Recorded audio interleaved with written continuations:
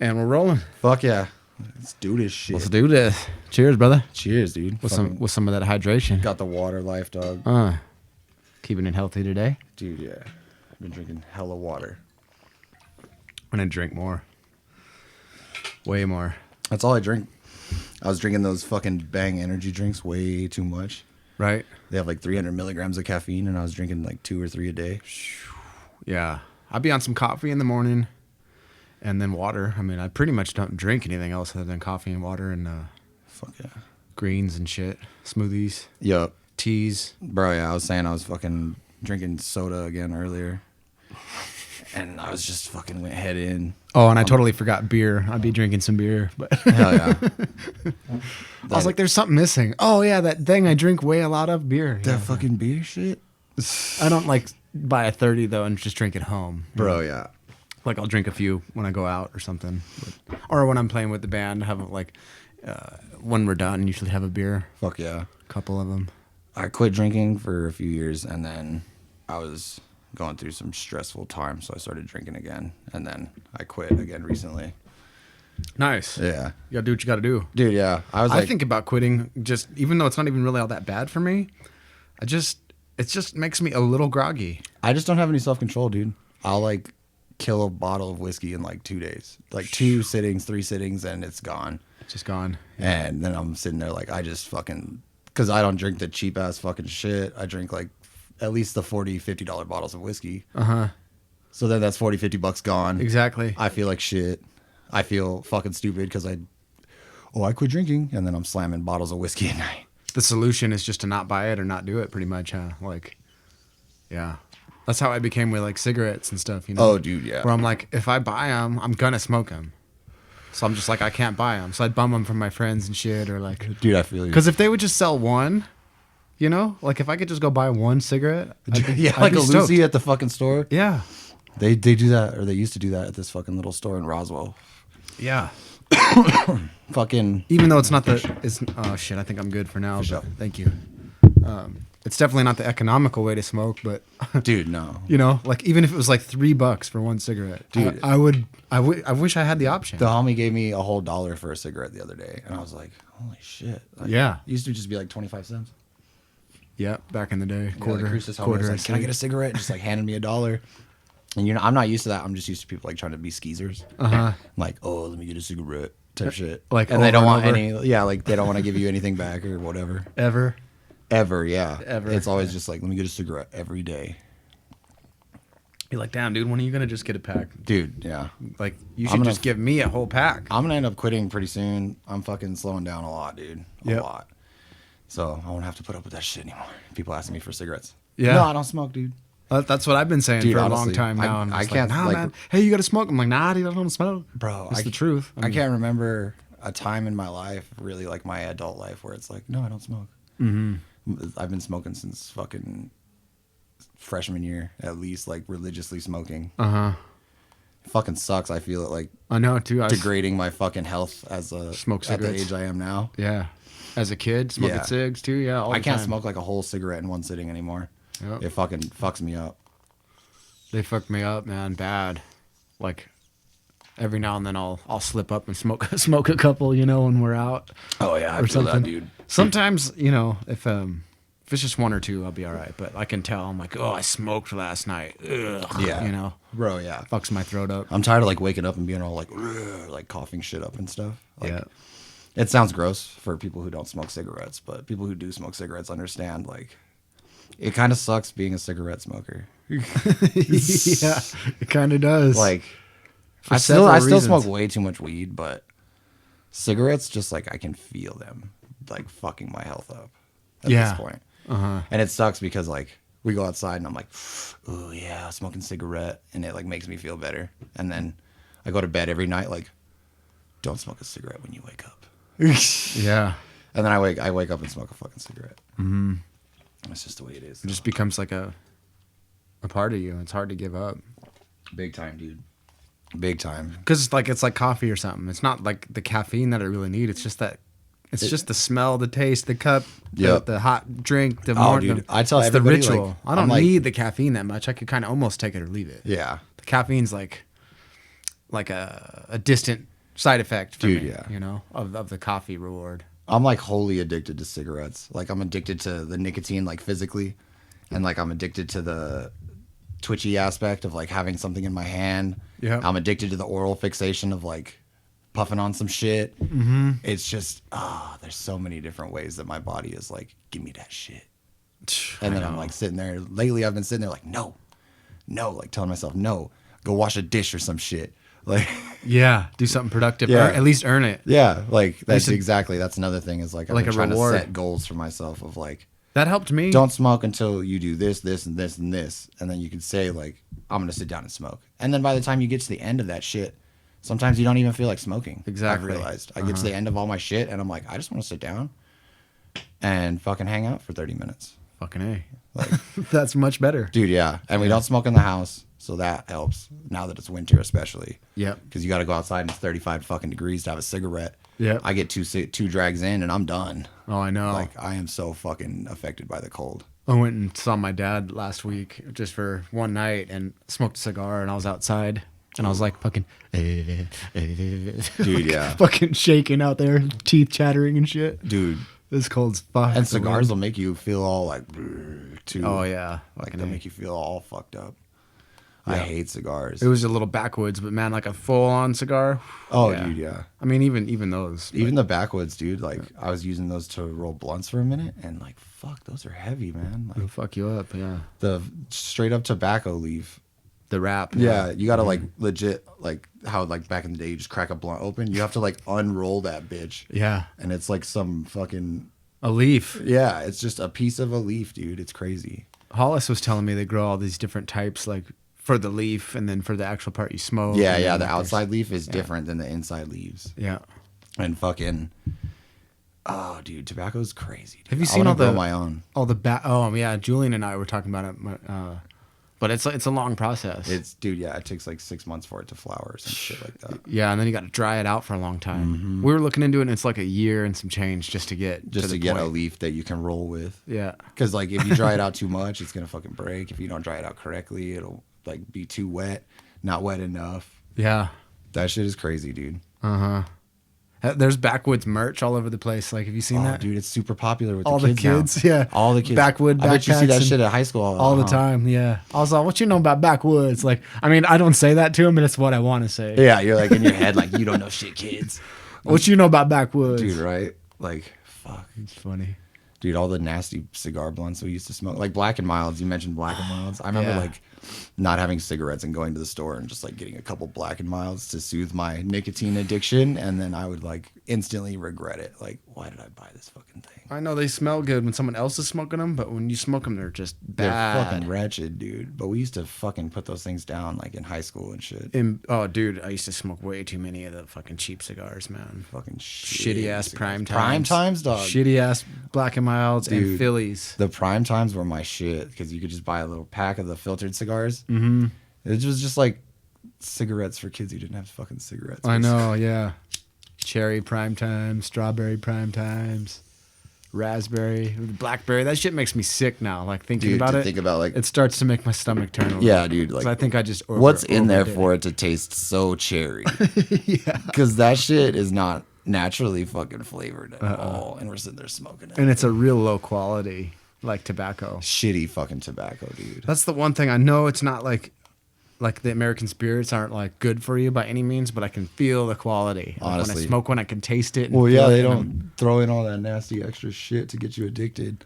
I'm like, it is marketing and all that, but it's like I can tell. Yeah, And they don't smell like chemically. chemically. Yeah. Yeah, they don't smell like a Marlboro.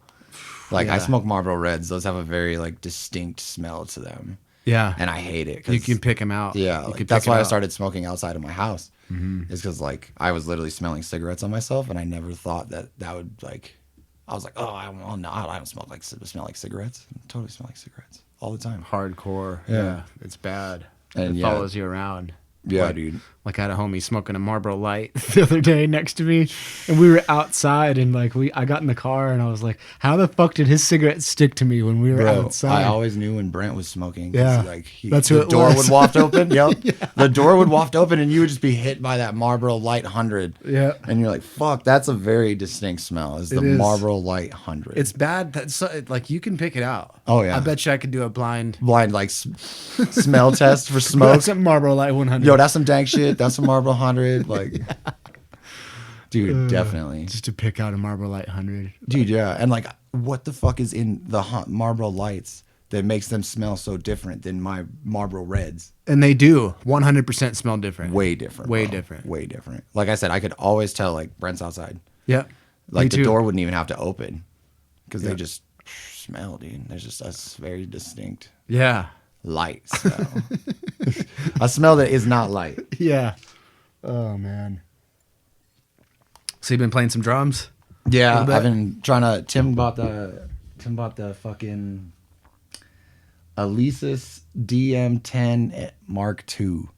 Nice. It's a fucking bad piece of equipment. So it's like a 5-piece, It's got the snare, two rack toms. two rack toms, two floor toms, two cymbals that you can set to whatever, and then a ride that you can also set to whatever, but it's the size of a ride. So like in my brain visually, it wouldn't make sense to put it as anything else. Right. But you can set that shit to be whatever. Like you could set that shit to be a fifth tom or whatever.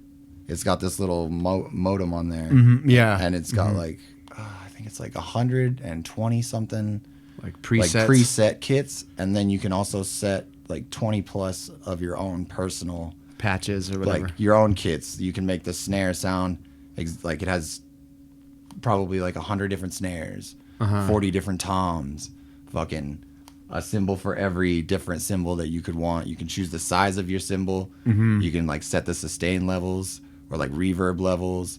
You'll have to check it out, bro. It's like so in depth. It's crazy. Yeah. They The get only crazy. issue I have is for like sensitivity of like ghost notes and shit. Yeah, dynamics. Yeah. Yeah. But I'm still like super new to the machine, so I might not even know what I'm doing. But yeah, Tim bought it, and because we used to jam back in the day, Yeah. fucking, and then I was always like, oh yeah, I'm basic as fuck, like on the drums, and then Tim was like, no, play him again. So I've been fucking with those drums. The other day I actually picked up Tim's guitar and I started fucking with that, Nice. and then he's gonna bring me a bass guitar to fuck with. Sick. So Dabbling with some I'm music. just dabbling with music in general. That's sick, man. Yeah, dude. Just because, like, music is a constant in my life. Like, I get in Right. the car, I'm playing music. I'm doing chores at home, I'm listening to music. At work, I would listen to music. I would literally, like, go to the mill and fucking listen to music for the whole 8 hours. It's just a bet. very, like, constant thing in my life. People are like, oh, I love music. And I'm like, no, dude, I love music. Like, Yeah. I can't tell you how many songs are just, like, the whole lyrics are cataloged in my fucking brain. For sure. I don't get it, but... Like, where does all that stuff go? Yeah, like where But does it's it in go? there. What is it replacing It's that I actually backlogged. need to know? Yeah. Type shit. But Fucking my A. brain is just like super into music, and I've never really been one to like go out and try to make music. Tim has always been like the driving force behind like, no, Yeah. you're gonna play this instrument. Yep. Outside of like band in middle school, Yeah. Yeah. I played the saxophone and I kind of hated it. I know. And then I ended up fucking pawning that for money for things. I know. I wish I was like one of those band nerds in hindsight, but I wasn't. It was kind of cool. Like At the time, I was like, "Fuck that! I don't want to carry that thing around." You Dude, know? yeah. The kids getting on the bus with a big old hard case oh, and bro, shit. no, I remember like trying to. I was skate. just like, all I wanted to do was skate. I you remember know? trying to skate home from school holding a giant fucking saxophone case and like always like eating shit and like people would drive by and laugh at me. And I'm just like, bro, like I just want to ride my skateboard. And they made me choose between choir, band, and orchestra. Yeah. And like orchestra, like everything's made out of wood. Uh-huh. I'll break that shit. real I quick. know. Choir, I'm not a singer. At least not as a 6th grade boy when you're Yeah. like the shit they're making you sing. I Dude, yeah. fucking hated it. I didn't want to do that shit. Yeah, And so I band hated was that like shit. band. I chose band because I wanted to play drums. I wanted to play percussion, and I Yeah. wanted to like get my foot in early on like jazz drums or something. yeah, like a drum well, kit. I was into metal at that point already. Like 6th grade, I was already like into metal because of wrestling, and fucking. So I was like, oh, bro, like they have drums. Yeah. Like they gave you like your 3 choices. I remember like we all went to Mountain View to try every single fucking instrument, and they gave you the 3 choices, and I was like literally like percussion, saxophone. Yep. And I tried percussion, and the guy looked at me like, "You're not it," and then sent me over to the saxophone, and I got put on saxophones, and Bummer. that's just the way it was. But saxophone was tight. Like they taught us how to play the Pink Panther and shit. Oh yeah. Yep. But I just really wanted to bang on those drums, dude. I know, dude. I know. Like if. I mean, that's the same story with Ryan. He was saxophone in like 6th grade. Really? He got passed up, and so he was like, well, I'm going to play the drums anyway. Yeah, eventually, well, he played sax for like 1 or 2 years or something, and then eventually, like, he started playing drums on his own. Yeah, at he home. went and bought the kit. Mm-hmm. That's fucking cool, And man. then he got good, and then they were like, oh, bro, fucking, I remember. then they were like, we ought to put this kid on. Dude. I gotta text my friend real quick. No, you're good. I guess he's Give me a chance to look at your drums and shit. yeah. Shit. Let me just call him real quick. Oh, you're good, bro. I'll edit it out because he was gonna come by and paint something on the porch. Oh, yeah, you're telling me. You could get this slide real quick. What's up, G? You doing a podcast? What you got? I got you. No problem. Yeah, man, we'll be in here, but I'll hit you up in a little bit when we're done. Show, brother. All right, I'll catch you later. Later. Getting that paint on. Yeah. Just again. Yeah, so Ryan, I guess he started out on sax or something, and then they threw him on drums eventually. He started playing drums on his own, and then was just, after a while, was just, they're like, damn, we got to put this kid on. Oh, shit, so they, like, legit switched him? Yeah. Hell yeah. By the time, like, 8th grade. Plus, I think Well, they start offering, like, I think jazz band is what it is, where Yep. there's an actual drum kit. Yep. Instead of just It's that in the xylophones corner. and shit. That the drum kit sat in the fucking corner of the band room, and like I felt like it was just taunting me the whole time I was playing saxophone because it was so like sick and cool, and like at that point I'm young. I'd never seen a drum kit up close. Like every time I would go to like band class, I would like walk wide around the room to like try and get a peek at it, and the teacher would be like, "Get away from there!" And I'm like, "You're stifling my creativity," type shit. I know. You're like, what are you doing? Dude. You should encourage kids. Bro, the band teacher Even I if they're had- like, you know what? Why don't you come in at lunch one of these days? honestly, How about Thursday on your lunch hour? Like, you come in here. she and could we'll have fuck reached around out, with it. but she yeah. was a psycho, dude. Fucking, I don't remember her name, but I kind of lucked out not playing percussion in Chaparral because it was before Miss Denny, because Miss Denny was sick. She was tight. We just ran into her like a week ago. Cool, hell yeah. I never really knew her, but Ryan and Hollis were with me. Oh, nice. And they recognized her. Yeah, but she was like really, really a vastly different teacher than the one before, because the other one, she did play percussion like at a higher level, I guess. And she would sit there with the drumsticks instead of a metronome. She would be the metronome with a set of drumsticks. And if the percussion fucked up, she would just throw the drumstick at them. What a psychopath. Dude, yeah. Like, no wonder, I don't know where the fuck she went, but it's no wonder that she wasn't there the next year. You hear these stories and you're like, how the fuck do these people even get these jobs? you Dude, know? yeah, like- let alone like keep them for a long time. Dude, honestly, like Treating throwing people like drumsticks at children. And I, like, even back then, part of me realized, like, damn, you lucked out. Like, she doesn't throw drumsticks at the saxophones. yeah. But, dude, Yeah. yeah, that shit was wild. Like, just, she was crazy. Yeah. I couldn't imagine that. Like, they should encourage the kids, you know? And yeah, like, you should encourage the kids to, like, play what they want. Like, oh, like, well, you're naturally better at this, so just go with that. It's like, well, I didn't naturally pick up skateboarding right away. And you probably didn't naturally pick up a saxophone either. No. I was pretty bad. So there you go. You're like, I'm not a natural at any of this. I'm a beginner. I am just joining band. Yeah, For 'cause, the like- first time. It doesn't matter what you put me on. I'm a beginner. So why not you put said me on? you said jazz band, and like if I remember correctly, back in the day at Chaparral, that was like the top tier band. yeah. That was like there was like 3 bands, and it was like jazz band, and then concert band was like the mid tier, and then just regular band is the one that I was in. Sure. Just like to teach kids music. and you got to work type your shit. way up. Yeah. And like maybe you get to be in concert, maybe you get to be in jazz band if you're good. Yeah. I was always like first, second, third chair, never went further type shit. I was kind of mid at fucking saxophone. Yep. And I feel that way on drums now. Like I'm like, oh, I'm mid. And then I read shit online and people talk and they're like, dude, it takes years. And I'm like, fuck. I don't know if my knees have years to learn death metal. Yeah. Yeah. I'll be sitting there like just trying to get like some reps on like the like just doing like simple like but with like Yeah. and like I'll just sit there and try to do that for like minutes at a time and just see how my stamina is and fuck it just hurts, dude. It's really hard to be consistent and to keep consistent consistent yeah. like one after the other. I get what do they call it, popcorny sounds. Like I get like that. Yeah. My foot twitches like a motherfucker. Uh-huh. So I can't like I'm at the point where like you were saying like I got like a little bit of chops, but the long-term sustained double kicks is insane to me. I think it's one of those things. Ryan told me, I remember him specifically saying one time, like, he was like, dude, like it happened the other day. Like I fucking unlocked it. I unlocked like the double bass. Dude, yeah. Like a kickflip.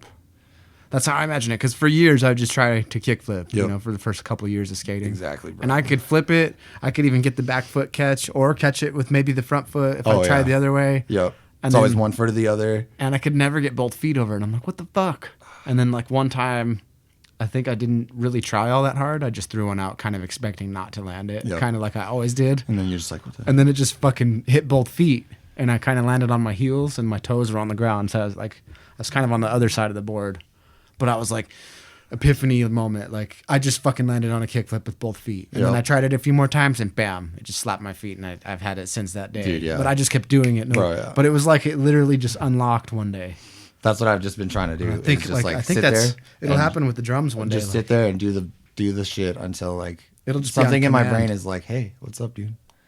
Because yeah, I feel that way with like skateboarding now, especially like learning all the shit I've been learning. There's like something in my brain that just clicked of like, stop overthinking everything. Because like I have like mad anxiety Yep. and ADHD and shit. So my brain is fucking. I'll be thinking about something totally different and be a foot away from the ledge, trying a brand new trick, and I'm like, what's my dog doing at home? I know.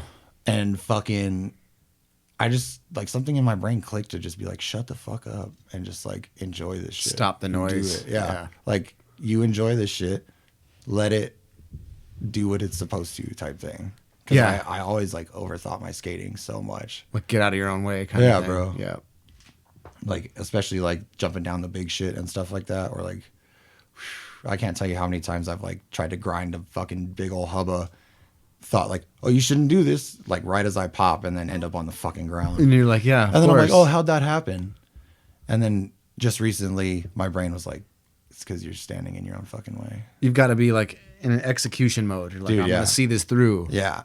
And I think actually wrestling kind of actually like snapped me into that mindset as well of being like, just do it. Don't fuck up. You have more than like the capability to do it. Like we all have the capability to do whatever trick we want. Mm-hmm. We just got to not be in our own way. For sure. And Like- I've noticed that especially with like going the distance on something like a gap, jumping from here to there. Oh, dude, yeah, distance or shit. grinding the whole thing. Mhm. There's been times where I'm like struggling to grind the length of whatever it is, and then I'm just like see the end of it. Like you don't want to oversee it because then you'll miss. Yeah. You don't want to miss the Yeah. beginning No, when you you're don't- hauling yeah. ass. Get on and then Like, look Make over. sure you lock it good, but also the whole time be like, I'm going there. Yeah. And do you fucking grind right through it all the way to the end? I've been like listening to pros talk about like on YouTube and shit about just like how they skate and like how they do things. And that's one big thing that they've like been talking. Every single one of them is like get on the ledge or grind or whatever and then look to the end and it won't seem so bad. Yeah. Like if you just look to where you're going, it's just right there most of the time. It's right there. Like, and Yeah. we're all going so fast most of the time. It's just like, it's less than a second most of the time. Yeah. But we just grinded however far. I remember that little box in Crucis, the fun box thing with the double, like the slope rail. Yeah, yeah. Just the main middle piece. Yep.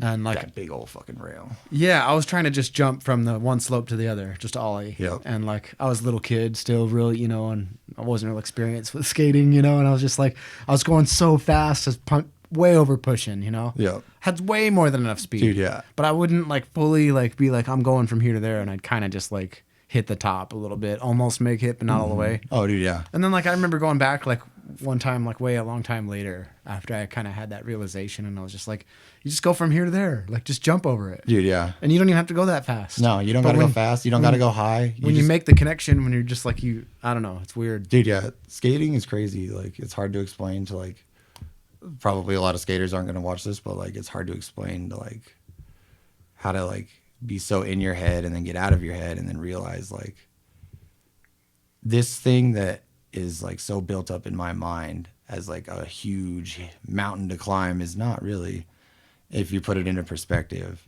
Yeah. Like you're saying, like, it's not like you got to haul ass and go at it. Like, Right. just think about it a little bit harder. Yep. It's like super, I always thought of skating as like a physical, mostly physical thing, but it's so mental. Well, it's crazy. I'm thinking about it kind of like I never did karate or nothing, but them fools breaking stacks of boards or bricks or whatever. Oh, dude, yeah. Now, you know, like there's some dude that's like could be way stronger than that kid who just broke those boards, but like it's like, well, what is not just muscle? It's Nah, not just dude. muscle. It's No. like seeing yourself through the object. Bro, yeah. It's like a mind thing. Well, I've met some kids in martial arts, like, basically like 100 pounds soaking wet, but like somehow they can generate fucking power from their hips and knock you over easily. It's crazy. Like, Yeah. I took martial arts with this one girl, Malia, and like she was like legit 100 pounds, little Asian girl, but she would fucking kick you so hard that your headgear would spin around. Yeah. And fucking, she was crazy, bro. Yeah. She would generate power. She was like an MMA fighter eventually. Nice. And like Taekwondo was cool, but yeah, seeing kids who can like break a brick, Yeah. like those fucking the bricks that you put in your front yard for like a walking path, Yeah. they would break them shits for demos. Like nothing. Yeah, I did it once, like a couple of times, and like, dude, that shit'll bruise you up, man. Those kids are crazy. Yeah. I don't know. I mean, like, I bet you right now I couldn't fucking do it. No, I probably couldn't do it. Not like without- right now, if you asked me to, Yeah, no, hell no. I'd hurt myself. You No, know? dude. But those people can just do that shit, and it's like Martial arts is a different animal. they see dude. their way through it, you Yeah. know? That's what I imagine, at least. I don't really know. Yeah, that's literally it. It's just like Like, they they would just always know. say, like, Like, I'm going to break that fucking brick. well, yeah, they would always There's tell no us, like, question about it. one of like the simpler things is like, don't stop at your target. Stop, see another target behind your target, and then stop there. Type shit. Like, follow through with everything. Follow through. Yep. And fucking, there would be times where like they have like the practice ones. They like lace into each other, and you can re-break them over and over again.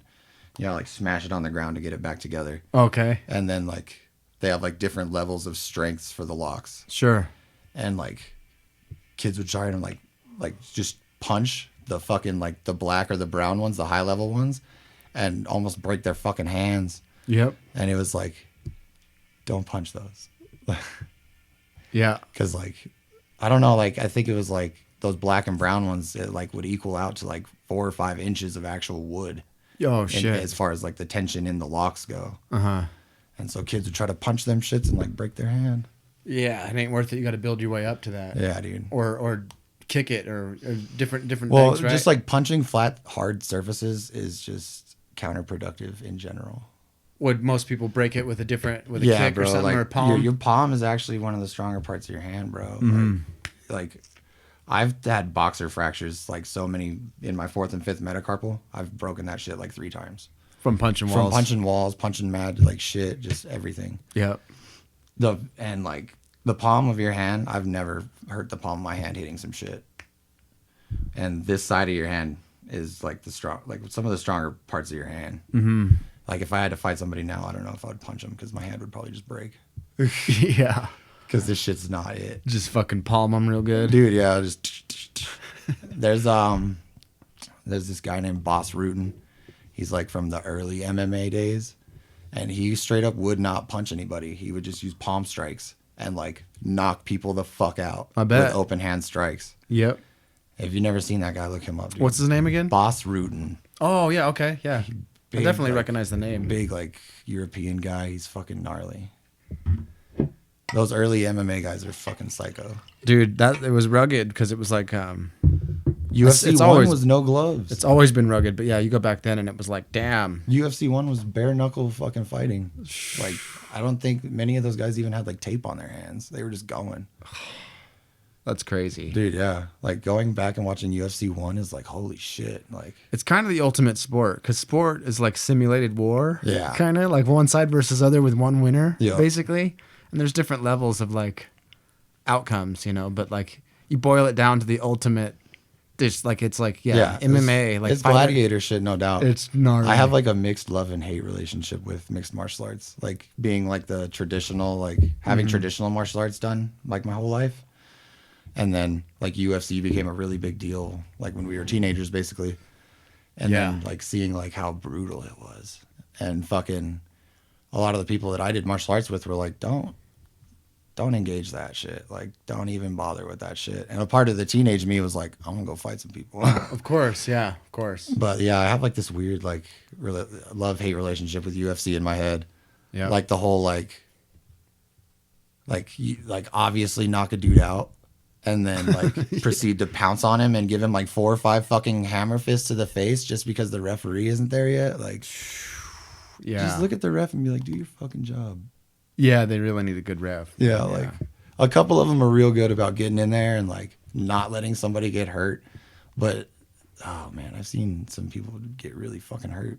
That's crazy, man. We went to a wrestling match that just recently, the high school wrestling thing started. Oh, did it? And there's this Sick. one kid that he's really cool. He plays guitar and stuff. He's a senior, and over the last couple of years, like I've Nice. gotten to know him pretty well. And Fuck yeah. Is he a beast or what? yeah, he's a beast, man. He's like a shorter dude, but he's fucking, That Greco wrestling is no he's, joke, he's all dude. buff and just really cool, badass little guitar player kid. He's badass. He's a really cool, level-headed cat, but he's like captain or captain of the wrestling team. Fuck yeah, dude. But he's like, Good for him. Shout out to that kid. I never go to any of them extracurriculars, you know? Yeah. And I was like, man, like I gotta go. you Dude, know? yeah, like I was we've all seen basketball. We've all seen fucking football. Like, Yeah. wrestling's a whole new thing for this town. he was all like, we're gonna do a wrestling meet, like November or whatever. And I'm like, remind me, man, remind me. And then like he did, and I was like, all right, like I'm going, you know. So we went the other night, but it was pretty cool. Dude, fuck yeah, dude. That's cool. I'm glad it got started because I remember years ago there was the guy going around town trying to get it started.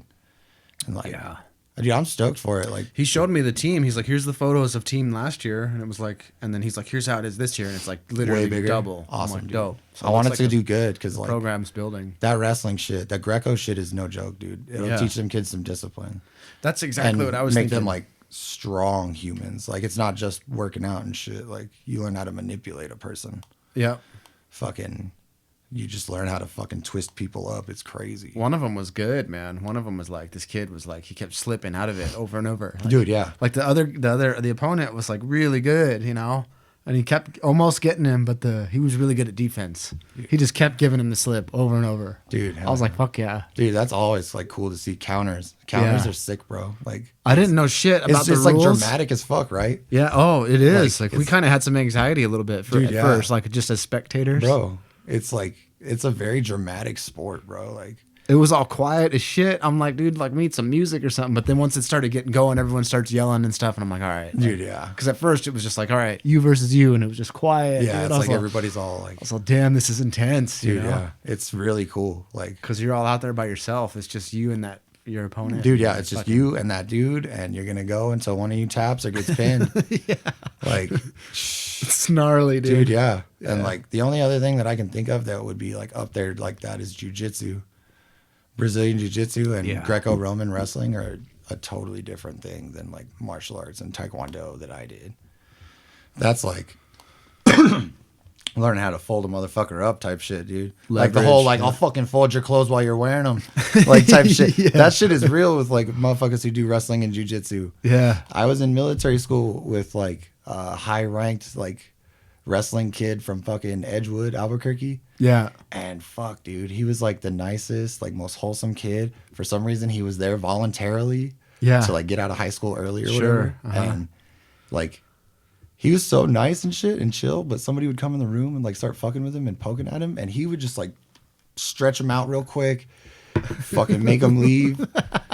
He was such a monster, dude. Oh yeah, I bet. And like, he would show me these crazy moves. He like put me in this shit called something cross or whatever. He had like my arms like way back here with his fucking legs and like just kept pulling them further and further back, dude. Yeah. Like that dude was gonna rip my whole like chest off. Yeah.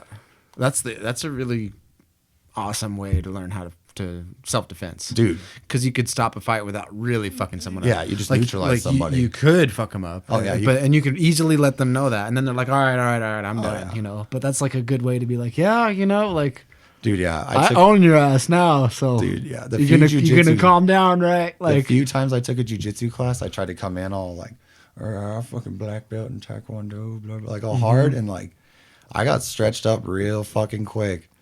They let me know, like, we're not playing with you, little boy. Like, fucking immediately, like, put me in a triangle and was like, go to sleep. yeah, Type shit. I'm like, there's nothing, and a triangle, like, there's nothing I can do. Yeah. And it takes just like 10 seconds. I'd like to learn some of that shit, man. Dude, I think at some point in my life I'll start doing it. as far as self-defense, like submissions and grappling, that's the way to go. Yep. Like the striking martial arts and like taekwondo is tight and stuff, but it's more for like show. Yeah. Like defending yourself, I would go with like jiu-jitsu if you take one. Yep.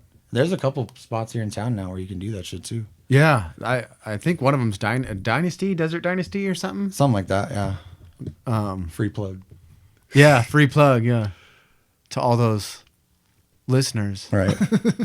Whoever they may be. Yeah, it's funny because it's like, is the show even going to turn anything? But then like Dom's episode blew the fuck up out of Oh, nowhere. bro, yeah. Well, Dom is Dom. And Yeah. he's a fucking... I was like, what's up with Dom's episode? Like it somehow caught the algorithm. He's charismatic as fuck, dude. Everybody loves that kid. Yeah. And like I saw it in him immediately. I was like, this kid's going places. Like this kid's gonna be a good person. Yeah. He's fucking special, man, for sure. He was a little shithead when he was young, though. He's a beast.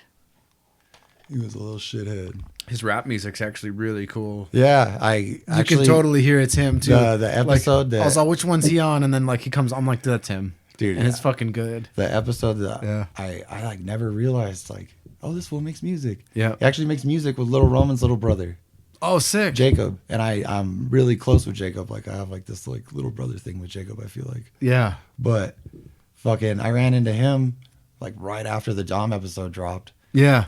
And I was like, what have you been doing? He's like, oh, I work with Dom. We make music together. So I went and I checked it out. And that shit is tight, dude. It's pretty damn It's good. like so good. Like I was surprised. I mean, not that I thought it would be mediocre, but like sometimes you're just like, yeah, let's check it out. And well, it yeah, was, like, it's just like it was.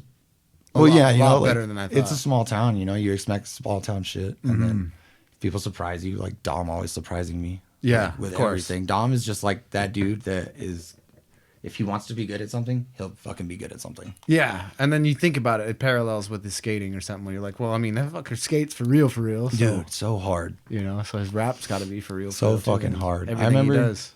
He showed me a clip of him, I think, like nollie flipping the St. Jude's. And it was just like he took this clip on Timmy's shitty fucking broken old iPod. Mm-hmm. And I'm like, you Bro. nollie flipped the Jude's and you filmed it on a shitty iPod that you're probably never going to be able to even get this clip like where it belongs in the world. Like, And he'd set it down. and yeah, dude, he just did that shit for fun. Yeah. If I fucking did anything near that, I would be fucking throwing it in everybody's face. Like, look at me. Yeah, that'd be like the pinnacle of my skate history. Dude, yeah, like, look at what the fuck I'd I be like, did. dude, I nollie flipped the 9. Dude, yeah. Like, I'm like, yeah. bro, yeah, I would be telling everybody. I would be like walking up to random people in fucking Walmart. I know I flip St. Jude's. Yeah. Like, I don't know what that means, sir. Figure it out. Figure it out. Yep, fucking figure it out. Figure it out or not, but either way, I know what it is. Right, dude? Like, and he just did that shit for the fun of it. My shit's clogged. Oh, okay. Fuck, I don't know if I have anything Oh, no, within reach. I'll figure it out. We handy around here, bro. Yeah. I got a stem. How'd you get into skating, man? Did you just stumble across a board somehow? So, I was like always aware of skating, and it was like, it always felt like unattainable. You know what I mean? Like super young. I was For always sure. like, oh, I don't know. Like, it seems hard. Seems like I was actually like trying to get into like extreme inline rollerblading when I was young. Yeah. And so like I started watching the X Games and shit, and I just felt like more gravitated towards the skating. The inline. Yeah. Yeah. No, the skateboarding. skateboarding. Because Yeah. I was watching it for the inline. And then Yeah. I was like, oh, this skateboarding shit's pretty tight. And then I hung out with this kid named Steven Honkala in Oh, I elementary remember school. him. Yeah. And his older brother Adam skated. Okay. And so that was like my first like introduction into skating. They showed me like Tony Hawk Pro Skater 1. Mm-hmm. And then I was like, well, fuck, I need to get me a skateboard. And like, it was always something that I liked and I wanted to do, and I was never really good at it. And I don't know, like something after military school and high school and shit, I was just like, I'm going to try and like get good at this shit, basically. Yeah. And it was like, I was just kind of one of those kids that like hung out at the skate park and fucking smoked weed and cigarettes and didn't really try. And yeah, I was probably kind of in the way. So like the older guys treated me a little shitty. And so like, I didn't really want to go there a lot. Yeah. And fucking my foray into skateboarding is weird, man. Cause like I liked it so much, but I never was like good at it for the longest time. Like how you were saying with the kickflips and shit earlier. Like, yeah. I remember trying to kickflip for like years. Uh-huh. I did the shittiest tray flip ever and heel flips and varial flips before I ever did a kickflip. Yep. And like you would go to the park though and they'd be like, do a kickflip. Of course. And I'm like, that's the one trick I can't do. Yeah. And fucking, but yeah, bro, just skateboarding always felt weird for me, like as a young one. Cause like, I remember you'd be around, and then I don't know. I think you went off to military school or something, and then came back, and then that's when you started. Like coming through. 5th grade is when I got introduced to like skating is real. Skating is a thing that you can do in town. I would watch the skaters as like I remember playing goalie, like little league soccer, and I would fucking just stand there, like not pay attention to the game at all, like watching the skaters. Yeah. And fucking, but the thing about skateboarding back then when we were kids is like it was rough. It was. If you weren't in, you weren't in. Definitely I just wasn't in for the longest time. Yep. And so like that really affected my want to like learn. I felt like I was honestly just learning from the Tony Hawk Pro Skater games, and they don't teach you fucking shit. No, left and square is not how it left works. and square. Yeah, exactly. So like I didn't know what nollie and switch were for the longest time. Oh yeah. And fucking, I met Tim Coles in middle school, like playing football together. Mm-hmm. And then he was like, oh, you skate? Oh, kind of, you know. I think I got my first like legitimate skateboard in 8th grade.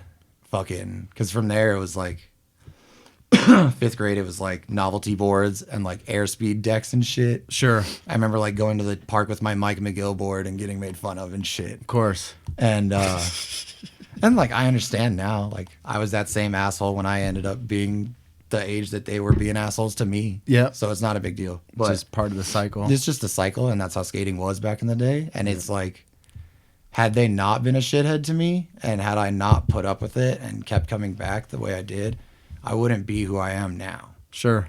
And so like all of that, like it doesn't mean shit to me that, oh, these guys were mean to me. Like, No, it was necessary. yeah, it Totally was necessary for and, your like, path. Yeah, it molded me. And like I had a weird childhood and shit in general. Yeah. Like I was pretty sheltered, to be honest with you. Like my mom liked to keep me at home.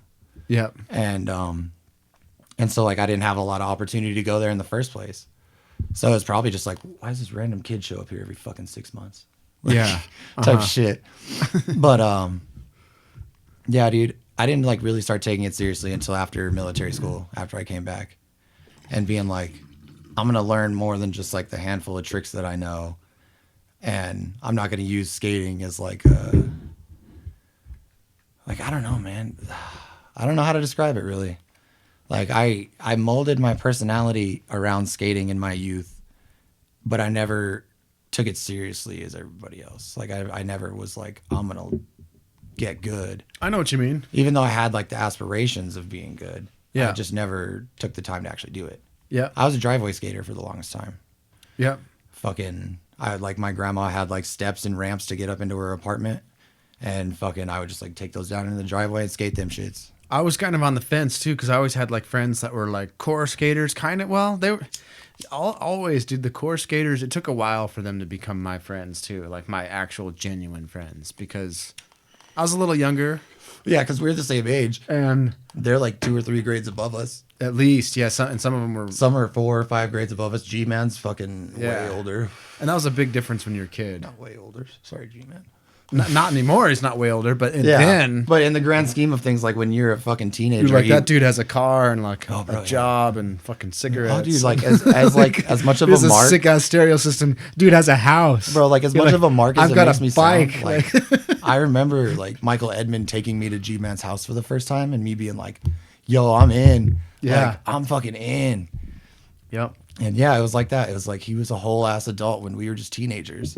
Yep. Car, house full of homies, like a straight up fucking flop house full of homies. Yep. And fucking, you can go there and drink and get high and fucking Watch videos. watch and skate videos, play rock Halo. band and shit, Rock play band. Halo. Yeah. And like, yeah, dude, like G-Man was already like, everybody talked about him like he was like some fucking mythological beast. And he kind of, in a way, He kind of is. But then when you meet him, he's like down. he's just like a totally. normal ass dude. He's like, "Oh, what's up, bro? He's cool with everybody." He was always cool with me. Super cool. And one of the few guys that like never really gave me shit as a kid. Like even if I was just in the way, he would like just like pull me out of the way. He wouldn't be like, "Get the fuck out of my way." Yeah. Like they were pretty aggressive back in the day. Yeah. But like I said, like that made me who I am. That made you who you are. Yeah. It made everybody like, you know what I mean? It's like the driveway skaters though. Like I'd skate like the driveways with my other friends, and then I'd go to the park and be like with those cats, and Yep. like sometimes I'd try to bring my other little friends over, you know, and they'd come with me sometimes. But I was like, dude, I was always so drawn to the park. I was like, I have to go there. Dude, yeah. I was like, I There's can't a- not go there. I'm like, that's where all the manuals and shit are. That's where all the grinds are. Like, Yeah, bro. There I'm was like, a vibe I'm like, there. bro, I'm like learning this thing on this thing and this other. Every time I went there, it'd be like a new Dude, yeah. something, you know. Oh, bro, yeah. And you like immediately took to like the manuals and grinds shit too. Yeah. It took me so long to figure out like you have to choose what you want to do as far as like there's like them fools that are ATVs. They can skate everything. Yep. But like most normal people Pick a lane. Yeah, we got to pick a lane and stay in that lane. And I didn't really find like grinding and shit For a until while. later on in my skating cuz like it just scared me. I only did like board slides and shit. Yep. Board slide and front 50. Yep. Well, that was it. That's it. And like now it's like finding my balance on a ledge is fucking, it's satisfying as fuck. It is. But yeah, like the park has that like vibe of like grind on this shit. Yeah, I mean, like dude, manual these curves. it's limited. You look at it like any skater. You look at it and you're like, well, I mean, you got to learn how to grind, I guess, because Yeah. that's pretty much all there is. Yeah, exactly. Or like, Or manuals. or what I flip did, tricks. I just learned how to do a bunch of tricks on flat. Flat ground. Yep. Like I just learned as many flat ground tricks as I could really. And then you start taking them off shit. Yeah. Over shit. Doing it off the curb or the bridge. Man, I fucking miss the bridge. I know. I miss just like showing up at the park, like skating from my house to the park and then like ollieing up to 2, ollieing down to 5. And then So you're just sick. warmed up. Like you already skated to the park. You already jumped down some stairs. You're good to go. You're good to go. Like, Warmed up. like I just miss that shit. I miss that feeling. You know what's cool though is like if you imagine you could still hear and feel the texture of the bridge. Oh, bro, like that hollow, like that Yeah. hollow with the thick concrete sound underneath you. Yep. And then the metal sides make that like ringing noise. Yep. I know exactly what you're talking about. It's dude. like it's vivid as fuck embedded. in my head still, Yeah. always. That's awesome. And like the rock pattern right there at the little like outcropping where everybody would sit to save the boards and shit. Yeah. I remember one time like I'm sitting there as a little kid and there was a fucking river full of water in there basically, and I remember saving Twan's board. Yeah. Like stopped it with my foot from going in. And I hand it back to him, like all like, "Bro, I saved your board." And he looks at his board. He's like, "You got fucking dirt on my grip tape, asshole." And he walked away. And I was like crushed. I was Yeah. like, fuck. Like little kid me was like, they fucking hate me. It's funny. We both had that moment with him. Yeah, 'Cause you did that shit to you too. I didn't catch the board. Oh no. I watched it go right past me, and he went down there and got it, and he came back and he was like, "Thanks," Thanks, fucking dick. and I was like, "Ah, shit! I was supposed to save his board, Dude, yeah, the little kid. Why in you didn't is I do just that?" like- But I just watched it go by. it's like that fucking I'm like, you fucking asshole. that anime moment where they get all like black and white, like blank face. Yep. Just like, fuck. That's how you feel. That's and how then it you know, was. like you just realize it's the nature of the beast. It is. Skateboarding is its own beast, dude. Skateboarding's crazy. I think that's why I was so like attracted to it. I never felt like I belonged. Because like I don't watch football. I don't watch basketball. I'm not into sports. I was always like the type to rather play the sport, not watch the sport. That shit's kind of boring for me personally. Right.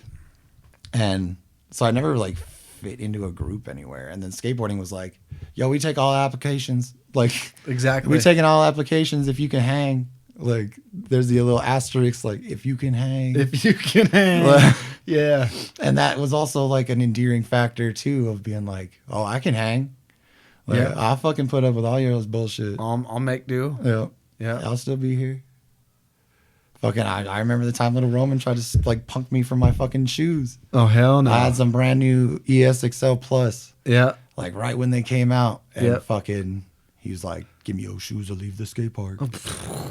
Neither, bro. Sorry. Yeah. Type shit.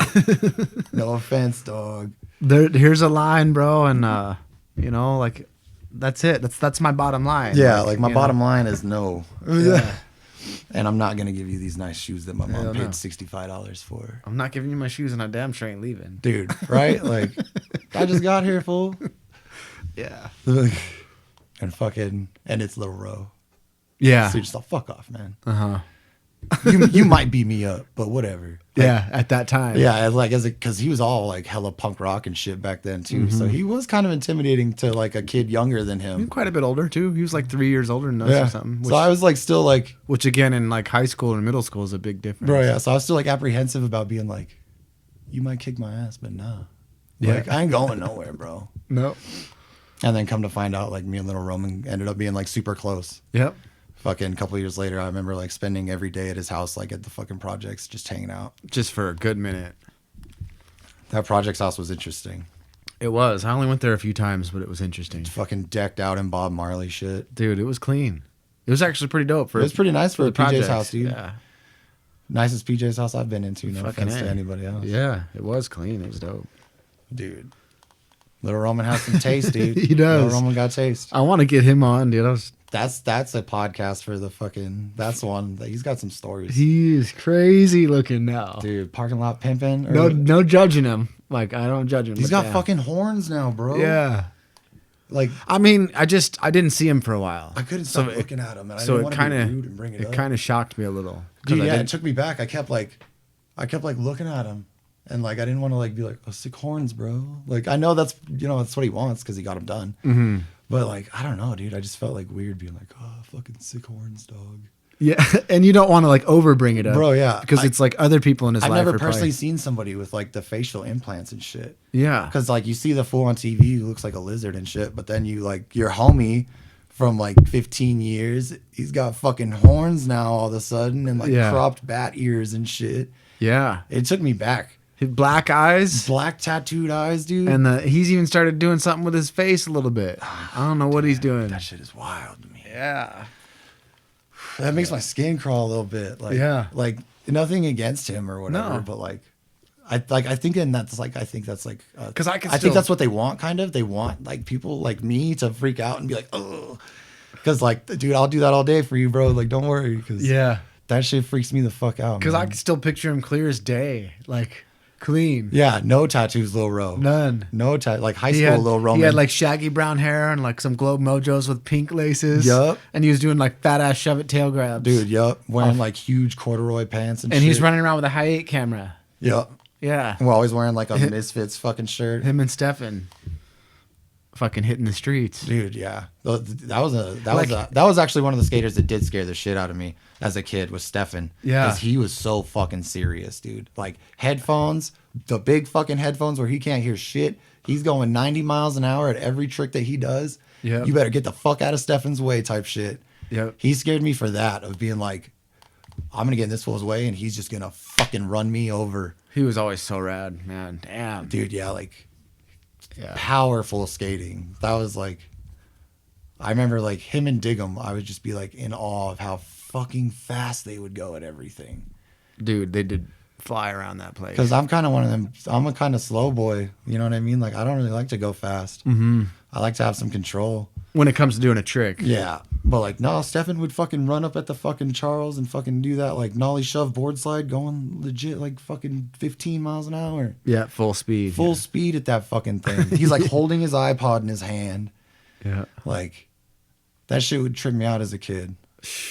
He was sick, man. Bro, yeah. Like, he was doing tricks faster than I could even like do ollies. Mm-hmm. So I was just sitting there like, holy fuck, stay out of that guy's way. He used to do that little 2-step gap. You jump up the Charles. Jump up the first one and then gap the second one. Yeah, dude, yeah, that was sick. That shit is rad. All those old gaps at the park, man. I tried to roll up at the just like ollie over the Charles from the small side to the big side. Mm-hmm. You can't do it anymore. There's just no way to like roll at it. You're either gonna hit the fucking pole or you're gonna hit the trash can or you gotta like sidewind over the crack right before you pop. And like It's just awkward. yeah, I kind of hate the park now, bro.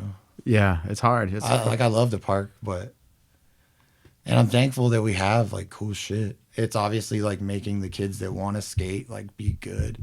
Mm-hmm. Like the fucking little fucking Levi. Yeah. That little Levi homie. Yeah. He's getting good, dude. And if he just keeps pushing himself, he'll get better and better and better. Fucking A. And like it gives them the opportunity to skate things that they didn't have before. But you could have put it somewhere else. I know, they just didn't consult any. They tried to consult, like the I'll give Spawn Ranch the fucking due, Mm-hmm. that they really tried to sit down with us as a community and like draw out the plans. And I still have like pictures of the original plans that they were going to do. Yep. And I don't know if I can say this or not, but I heard that the city was basically like, how cheap can you make this shit? Yeah. Because this is way too expensive. That's what I think happened. Yeah. And then we got literally like placeholder fucking Lego piece skate park, like parts that had been built for who knows how long. They were sitting in Canada. They couldn't even spell Alamogordo right on the fucking packages. Yep. Like I remember when everything got there and like they were taking it all off the truck and I was just like, this is not what we were promised. No. And it's fucking disappointing because what we were promised would have worked so much better With the environment. with the environment that had already existed there. Yeah. So then they gave us this cookie cutter skate park. And then they decide to put up these fucking turnbuckle awning posts everywhere That's the real kicker, man. that like is right in the middle of like very important shit. Like that flat bar that Yoshi put in the ground, the round one, it's literally in between two pillars now. You got to like weave in, hit the rail, and then weave out. You can't even really skate You it. can't even really skate it anymore, yeah. Like, and I love that rail. I learned a lot of tricks on that fucking rail Yep. because it was from the base park. And then you got that insulting one right down That in front of- fucking, yeah. that one. Though I always like I'd be punching that one and like elbowing it as I roll by because I fucking hate that thing. Oh, I know. I fucking I just hate it. wish it wasn't there because it's right in the middle of my favorite mani pad. I wonder if there's a way to just like vigilante chip away at it, like I was like, Andy honestly, Dufresne, like Shawshank Redemption style, Bro, like, like, just just take knock it that piece fucking by bitch piece, over. and just wither it down somehow. Honestly, dude, because they couldn't have put it in a worse spot. And like they again, What benefit does it didn't provide? bother consulting anybody. It doesn't benefit shit, bro. If you're there in the middle of the day, it's still hot. It barely shades the park because of the angles, the way the sun hits it. Like, you know the way the sun is here. Like in the summer, it's on one side, and on the fucking winter, it goes over here. And Yep. like, they again didn't bother consulting anybody that actually uses that fucking park.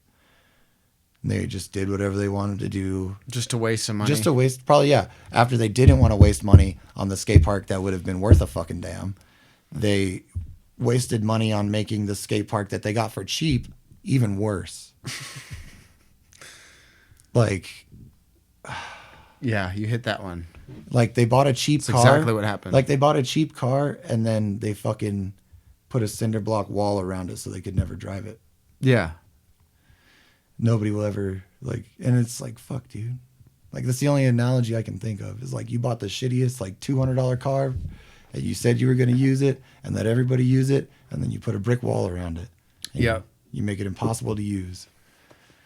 Yeah, you traded the motor for a paint job or something. And then like everything we try to do to make the park like better just gets shit on. That one ramp we tried to make out there. Of course. I yeah. showed up at 7 a.m. the next day and it Gone. was fucking gone. There was no evidence of them even taking it apart at 7 a.m. at that point. What the hell? Like somebody was so fucking pissed off that we made a little 2x1 ramp against that wall. Never even got to carve it. Never got to do anything. The fucking cement probably never even dried, bro. No, it didn't. Because I went there in the morning to see how it was drying, and Yep. it just was gone. Me too. I think I was already working at the mill at that point. So I like had to work the morning shift or something, and I drove by and it was fucking gone. And you're just like, Because I had to go to work, but I'm gonna loop through and see. yeah, what it you're like, looks I want to see it though. Loop through, gone. I'm like, fuck. Yeah, I'm pretty sure I went there before, like I had to be at work at like IHOP or whatever the fuck. Yeah. Wherever I was working at the time. But I remember like, I'm gonna go there. Like I need to see how this thing looks because we put so much fucking work into it, dude. Yeah. We straight up took like slabs It was a quickie, but we worked on it. slabs of concrete and shit that were washed away in the ditch, like fucking trotted them across the skate park, Yep. made a fucking ramp, laid concrete, finished it real good. Mm-hmm. God, man. And it would have been a sick little addition. And it was long before they were even considering giving us anything better. I had some cool drawings of like what I would have done with the park if I was a skate park builder, man. I'll have to like make I'll see if I can do like a mock-up of it one of these days. I'll have to fucking, I want to see those. It'd be sick, you know. I'm not saying I'm the all-seeing eye, but like I've skated it enough for enough years where I'm like, yeah, we all here's know what that you place. save, here's how you would do it, and I had this whole flow, man, where it's like, man, if in some alternate universe it exists, It's like, and it's the sickest fucking Washington Park ever. it's like if somebody were to like basically like go to Love Park and tell Stevie Williams or Josh Kalis like, yo, I'm changing this place Yeah. and I don't want your opinion. We're the ones that have been here, like, And then to- making this place what it is, To like, build it against the learning- grain. yeah. Like 100%. Or Against the I would grain say at as least fuck. 80% against the grain. as fuck, dude. You're like, bro. Like, yeah, like there's a You lot of did- shit where it's like they shot themselves in their own foot with the design and the layout, and And then like what happened to that Michael kid? Like no diss, you know, I didn't like him, and then he wanted a bike park. and then I was cool with him. kinda got a bike And then I park. didn't like him, and then I was like, nah, I'm cool with him. Like it's all good. It's all good. But the thing is though, is it's like, where is he now? I have no idea. You know? I have And no shout out to fucking him for being productive and, you know, trying mean, to yeah, get something done. he bounced. And He got to go. trying to do a good thing. Like his intentions were good. Yeah, I But feel like he I wanted was- a bike park though, I and he was got one. pretty upset though, because I was just like, it's an outsider who comes in, changes it all up, and then disappears. Mm-hmm. And you're like, this shit happens all too often in life. Oh, dude, yeah, everywhere. We're like, we got our own little taste of gentrification. yeah. It's You're like, like I don't know. Someone who didn't I don't know even if I grow can even up say that because I don't know if it in qualifies. this place. But like I don't know if that qualifies under gentrification or whatever. But literally, like yeah, he never really used that area, our area. I don't want to call it ours, but it is. it is. Fucking. And then he's the one that was like laying out all the plans and like talking to the guys all the time. We were there We were there and like before. We were there during the whole time. We're We're there still now, here. and we'll be there later. yeah, You like know? you guys, they should. We'll be there till the end. He should have tried harder to bring us in. Yeah. And like you said now, like where is he? What is he doing? He's not riding that park. He doesn't have to put up with the fact that the city's cheaped out on what could have been a good design. Like Yeah, and like where are the BMXers? yeah, like where did you? Honestly, Any that's of 'em. another question. I saw one BMXer last week at the park, and it was like a weird thing for me. My brain was like processing it, like, oh yeah, BMX is a thing. People do BMX, like Yeah. because the last ones here were like Ricky and Eli and Russell, and they all don't live here no more. Yeah. I don't know if they even ride bikes anymore. I don't know either. Yeah. But Maybe. they were all sick as fuck. They were good. They were cool. That Eli kid would do. I mean, I fucking back flares BMX and for shit. sure. Like it just started. I don't know. It There just was like went the south. there was like the early or late '90s, early 2000s like skater BMX beef that I never understood. Yeah. I just never liked BMX because like it's not something I want to do, Yeah. but it's sick. Like It's sick. I can appreciate the fact that you're flying through the air with a fucking 20-pound piece of metal. It's fucking sick. And like snowboarding and motocross, and Oh, like, dude, they're yeah. all sick. Extreme sports are tight in general, They're all tight. but like I always thought biking is cool because like we're all hitting the same terrain at the park and they use it in such a vastly different way. Mm-hmm. Like, do you remember Benny? Benny, yeah. Fucking biker Benny was sick, dude. As soon as you said that, who was He would go I flying thought up out of that 6-foot quarter pipe and then like stall on the fucking fence behind it and then jump back into it. Yeah. Or he would like hit the street stuff too, but like not in a sloppy way. Like he had a cool. Yeah. He kind of had like a renegade, like like a different approach. You Oh, know? bro, yeah. And like just cool shit. Bro, yeah. He had an attack. That Man, was cool. He was sick, dude. He was really sick. And like there was many days where me and Benny would just be chilling at the park, and he's just selling crazy shit on his bike. Yeah, I liked that guy. Bro, yeah. And like I like legit the way- like stalling his tire on the fence and then jumping back down into fakie. Like Yeah, he was sick. that shit's wild. BMX is wild, dude. It is fucking wild, man. And I'm not wearing the headphones, I know. My bad. No, it's cool. For sure. Don't even trip. It's up to you. I mean, Yeah. they're only there if you want it. Yeah. You know? I just like hearing myself, like it trips me out. Which kind of sucks because like I would like to try my hand at like rapping and stuff, but I hate my fucking voice, man. Like on recording, I hate it. I just hate it for some reason. Whatever digitizing does to my voice.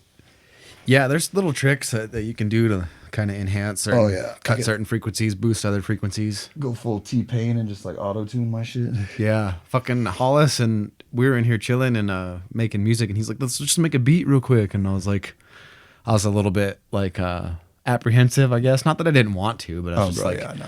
And then he's like, "No, let's just do it like a drum loop or something." And I was like, "Well, it's all mic'd up." So he got on the drum kit and made like this little beat thing, and then like I just cut it and then looped it. Took us a little bit to figure out the timing to get it just right, and then he put a little bass thing on there, and then put a little guitar part. But it's like some Juggalo type shit. Oh, nice. So like it'd be Sounds kind like of some old ICP shit. it does, dude. Fuck yeah. But it's pretty sick, and That's we're trying to write for it. But if you want to hop on there, man, it'd be kind of fun. Oh, bro, I'm down. I'm Yeah. with that shit. It'd be sick. Fucking, I always liked all the old shit, all the old shit you would do, like the Prophet Pat shit.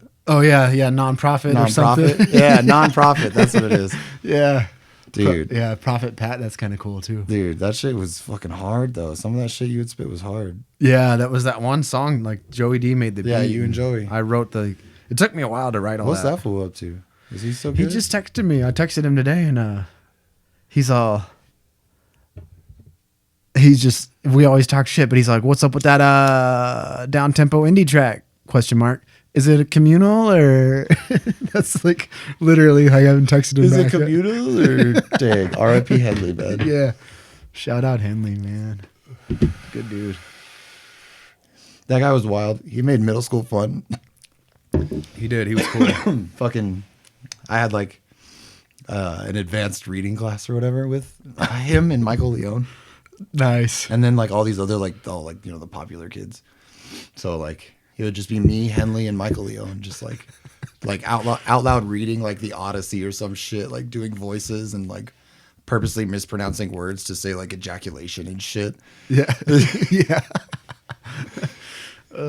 Fucking Henley was It was an orgasm. organism. Yeah, dude, exactly. shit Like like shit, that. exactly shit like that. Yeah. It was an organism. Dude, yeah, Henley was a trip, man. Yeah, he's a good dude. He was super funny. I invited him to a party one time on Pecan, Oh, nice. and he actually showed up, and man, we were laughing so fucking hard, and he was the last one. Oh, dude. We were standing in the front yard at the end of the night at like 3 a.m. just laughing still. I was like, all right, man, like I gotta go to bed. Yeah, you're like, bro, I was like, thanks for coming though, but I was like super stoked that he showed up because it was like, you know, everyone kind of gave him the cold shoulder a little bit, and I'm like, he was man, kind of an outcast. I was like, I go back with this fool. Like, we're not the closest by any means, but I was like, he's somebody that if he was still around, you'd be like, I'd definitely invite him out. Oh, bro, yeah. For sure. I'd probably chill with him. Because he's just wild card. I've always been You would say wild, random shit. drawn to people like him. They're just like, And I feel like that's probably like what made him like probably feel a little outcasted in middle school and shit. yeah. Like high school is like, he would just say wild shit that nobody expected. And nobody knew how to like process it. process it and like take it. And he's like, it's just a joke. And they're like, I don't know. And nobody just got his humor Yeah. because it was some wild shit sometimes. He was a funny dude, man. Real funny.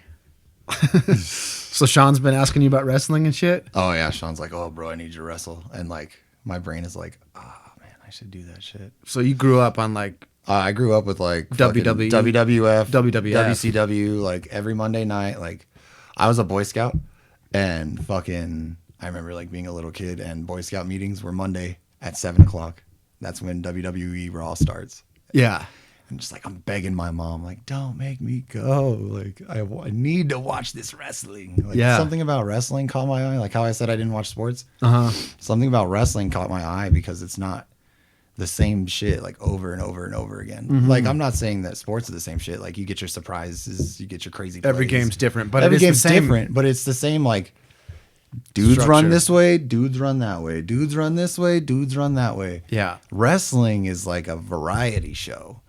Pro wrestling is this fucking crazy world that's like open to almost everything. Like if you look at the history of pro wrestling, wild, crazy shit has happened that you would not expect. I'm watching like this old documentary series called Tales of the Territories, because the way wrestling used to be in America was there was probably like 12 companies, like 15 companies. And they ran the territories of their specific areas in the United States. So the United States was all chopped up into sections, like they were states, but it would encompass multiple states, like New Mexico, Texas, like regional. Southern Colorado, and Eastern Arizona were the Southwest Wrestling Commission or some shit like that. Right.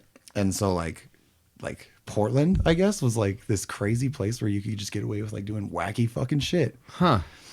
And like the fucking there was a story this old guy was telling about, like, he was a heel, so a bad guy. He was doing his bad guy shit, making the crowd hate him, and a fucking old ass man, like 90-year-old man, reaches over the guardrail and just like punches him in the fucking thigh.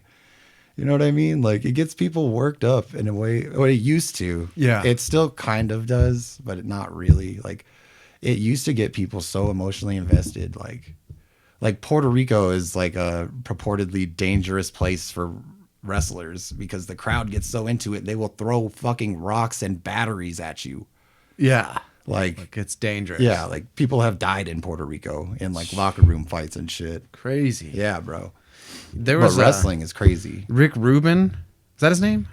He's a producer. Yeah, Rick Rubin's the music guy. Okay. With the beard and shit. Yeah, the crazy beard. Joe Rogan just had him on. But Nice. he has a whole, like, towards the end of that episode, they talk a lot about wrestling, and he's like super into it. Dude, yeah. And he's got some interesting philosophies on wrestling and why and what it does for him. Nice. And he even owned a wrestling league at one point and like tried to start Like one. a small wrestling company? Yeah. That's funny. Because But that you just made me think. maybe check that out. I'm gonna actually 'cause check. of what he says about it. It's like I'm gonna check that might be shit out something for that sure. connects with you. But that actually just made me think. Because like Rick Rubin, that's a weird name for wrestling, right? Do you remember Freddie Prinze Jr. from back in the day? Mm-hmm. He's starting a wrestling company. Sick. He actually was a writer for WWE for a few years. Rad. Yeah, like backstage, like writing storylines and shit.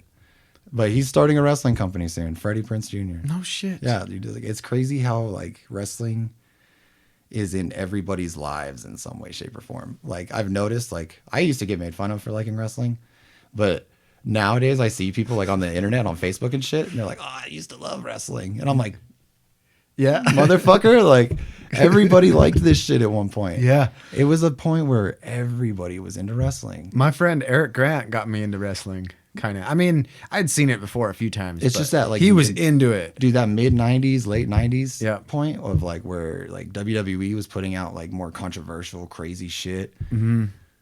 It was just popping. Like everybody loved wrestling at some point, and It was a big deal. I still love that shit. And I actually stopped watching wrestling for a while.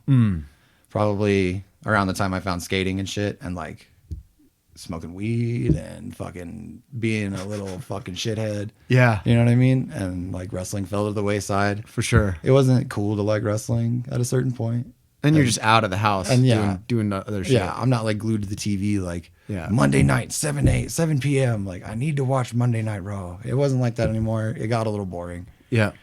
But it's cool now again. Like for me now, I like it. Sometimes it gets a little meh.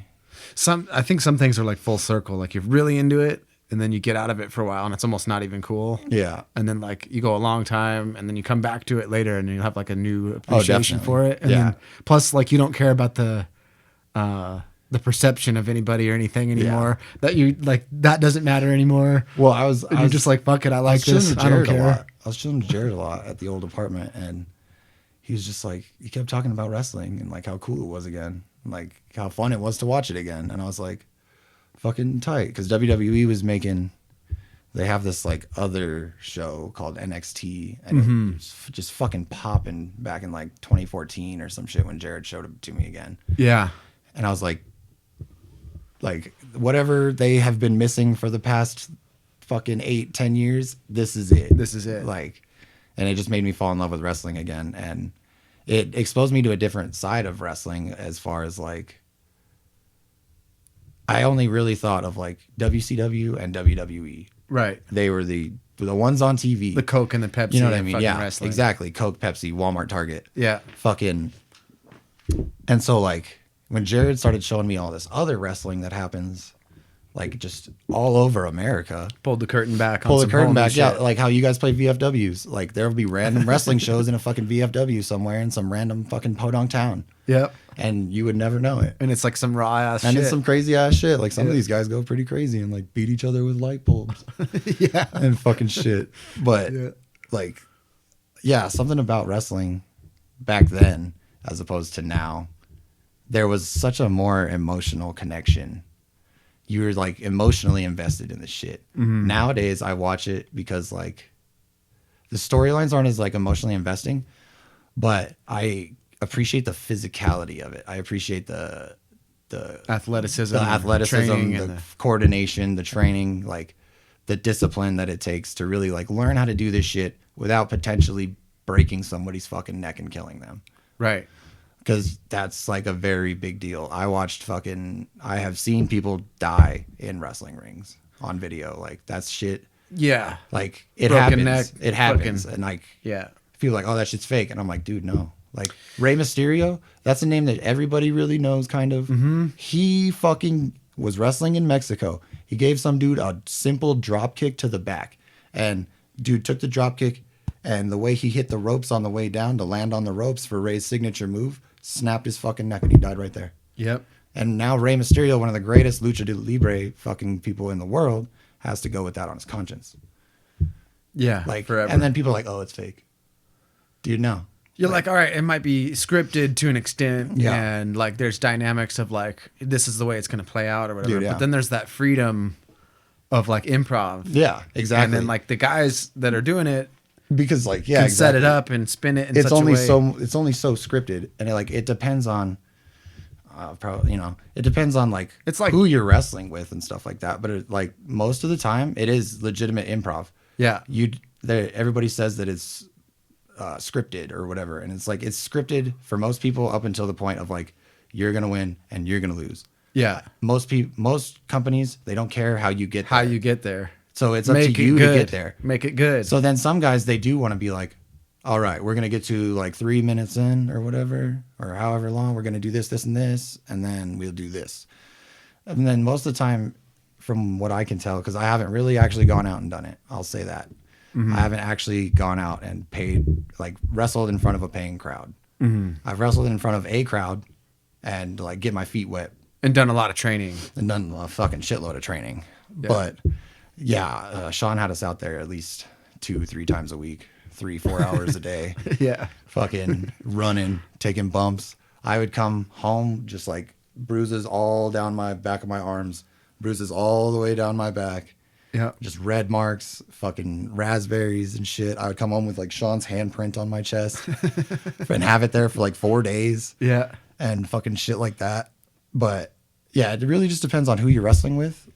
And then once you go out there, it's really on you to tell the story of And sell it. and sell it and Yeah. like make people care.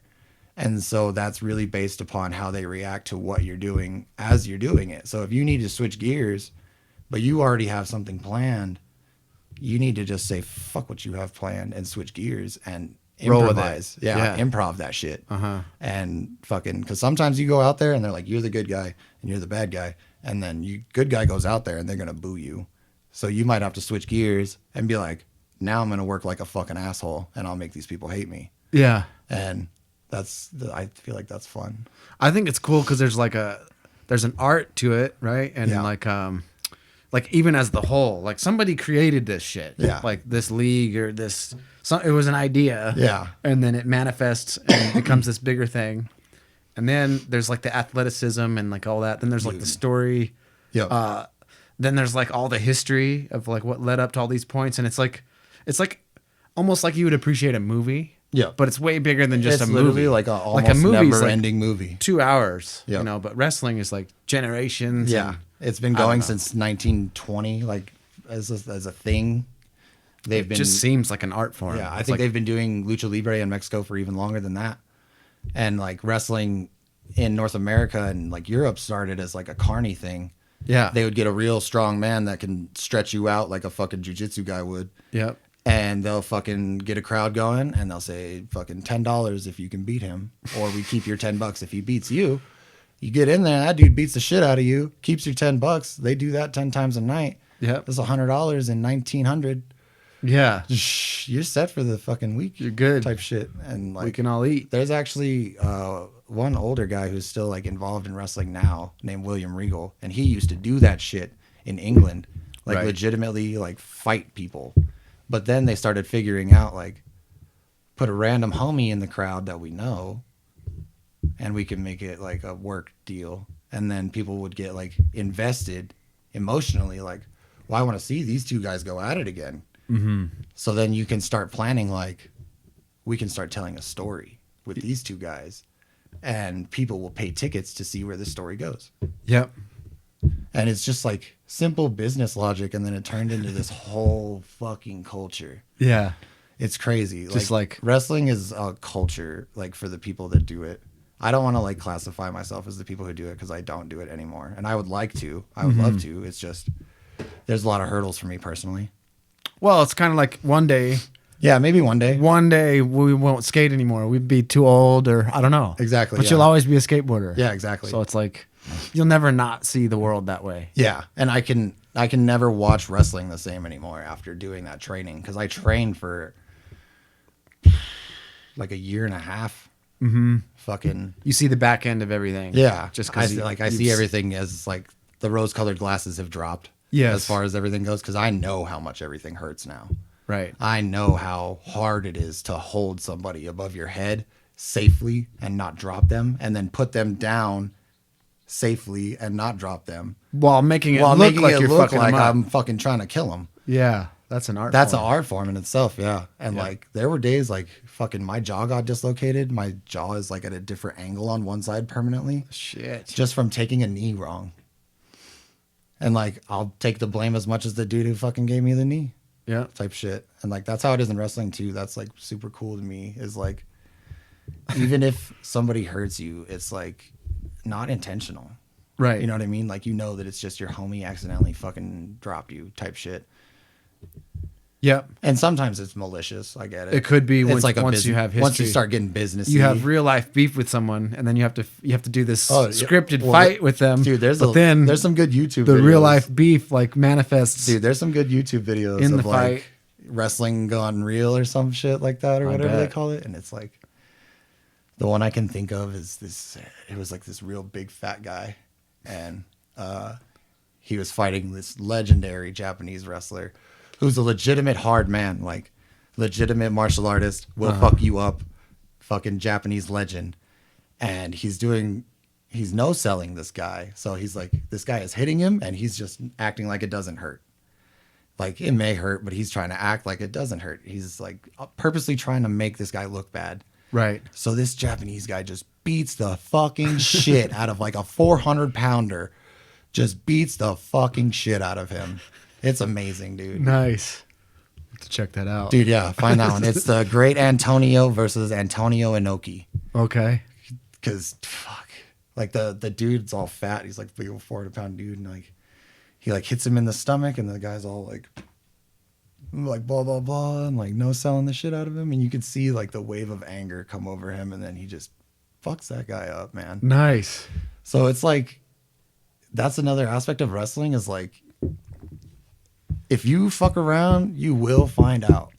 The factors of fucking around and finding out are super high. Yes. Because shit, dude, I've seen some dudes get the shit kicked out of them for not working right. Yeah. And like that shit'll happen on national television. Yeah. You didn't fuck around enough. There was these Or you two, fucked around too much and you found out. bro, yeah. Fucking, I remember like as a little kid, there was this one match. It was these two guys. They're probably like, they were a tag team, probably like 6'6", 6'7", the pair of them, like 250, 280 each. Muscly motherfuckers, big guys. And they brought in the company had brought in this new tag team who was kind of high up on their shit because they were coming from like the Renegade company that was doing well. Mm-hmm. So they walked in there and they told those guys how the match was going to go in their company. And the two big motherfuckers took exception to that. And they fucking went out there and like with chairs and fucking trash cans and all kinds of shit. They beat the fucking shit out of those dudes on national television. Like for real. Yeah, like for real, beat the fuck out of those guys. And those guys just had to like take it. Because it's like, we're out here. Yeah, because they are new in the company. So they're like, we want to keep our jobs. And they ended up getting fired and anyway. we're live. You're like, they ended up getting fired anyway after getting their fucking shit kicked in on national television. Wrestling is so fucking crazy. That's crazy. And like in the early 2000s, they would be doing wild shit. Like they would get like the longest Jersey barrier they could, pick it up on a crane, and then drop it through a fucking tour bus and make it explode. Like, yeah, like shit like that. It was gnarly. Dude, like, no, it's no wonder that people were so into wrestling back then because it's such a fucking spectacle. That's when I started coming into it a little bit, was like 2001. Steve Austin fucking driving to the ring with a fucking beer truck. Steve Austin and like the Hardy Boys. And Yeah, the Hardy Boys. What's just like that whole era, that whole like oh bro, yeah. What was it, X-Pac? What were those guys called? DX. Yep. DX. Dude, X-Pac and like everybody running around in elementary school telling people to suck it. Yeah, suck it. Suck it. Yeah. And of course like The Rock and Kane and dude, and now The Rock is one of the highest paid actor in the fucking world. Dude. And all he was just a pro wrestler. I still can't look at him and see Dwayne Johnson. I see The Rock every time and I'm like, I can't watch The Rock's movies. I don't like watching Batista movies. I don't like watching Stone Cold movies because I just see them. What's the other guy? There's another one. John Cena? Is that him? Yeah, John Cena. The one that everybody's got memes of and shit. Yeah. Oh, that guy's so annoying. He's in a lot of movies lately. That guy is a literal walking meme, dude. He is. And like, as far as wrestling goes too, like I've seen that poor guy show up to a building of like 17,000 people and every single one of those person is like, fuck you, Cena. Damn. Like they're all chanting, fuck you, Cena. That's rough. And he's just out there trying to be like, hustle, loyalty, and respect, yo. Like, that's my gimmick. I'm just a nice guy wearing colorful t-shirts. Yep. When he came out, he was like doing diss raps on everybody and dressing like a fucking, like a homie and shit. Yeah. Looked like a little character. Like, I remember that. He was like rapping and shit. He has a whole rap album. No shit. Yeah. With like some real named rappers on there. Oh, I think I do remember a little bit of that. Like, now it's coming back. I can't remember the rappers that are featured on that shit, but like some real ass like early 2000s rappers are featured on this album. And it wasn't a bad album. They had some cool music in wrestling. It's like a lot dude, of honestly, all that music from like the wrestling we remember from like early 90s to the late 2000s, that was all made by one homie. No shit. Jim Johnson. He's like music composer master. Okay. He made like Stone Cold's theme music, The Rock's theme music, Undertaker, Triple H, every big name like that you Jericho can or Yep. what the fuck? A Chris couple of them Jericho. had like really cool rock and roll intros. Chris Jericho is actually in a band. Have you heard of Fozzy? Yes. That's Chris Jericho's band. Okay. He's the lead singer of that Sick. band. He comes out now to like their hit song called Judas. Sick. He comes out to the ring with that shit and the whole crowd sings it. Yeah, that's badass. Dude, it's sick. And like his whole his whole gimmick right now is like he's like an asshole. And he's like, I'm a legend in wrestling now. I've been at this shit for 30 fucking years. You better appreciate me. And so it like leans into his gimmick, having fucking thousands of people like sing his song to him. Yeah. He comes out all like basking in it. Yeah. That's awesome. Dude, and they ravenously sing that shit. That's awesome. And I'm not even really much of a Fozzy fan. It's fun. Like one of the good memories I'm thinking of is like Curb Appeal when they had WrestleMania. They're like, yeah, we'll hook it up to the TV, and like we had shitty internet sometimes, and it was like I was there. It was like really lagging working. a little bit, but like we watched most of it, and then like Jared brought all the goodies like chicken and pizza and all the shit from his job. Yep. I think that was a cool day. That shit was man. a cool day. Yeah, was you guys fun. did some cool shit at the shop, dude. That shit was fun. I miss that shit, man. I miss just going there and like hanging out. I know. I heard some kids talking about Glow Bug the other day. Like they were in there getting stuff, and I'm just like, man, buying That was our fucking- spot. buying mystic rocks, Yeah. buying some magical mystic rocks and shit, dude. I'm like, that's cool that someone It's cool that somebody took the space and they're using it, but made something of it. Yeah.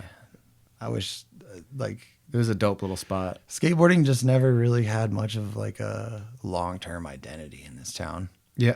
Like the few shops that like you guys, Brad's family, and Bikes and Boards, like you guys all like lived your own like short-lived things, and I feel like that's just a trend that this town is gonna follow with skating.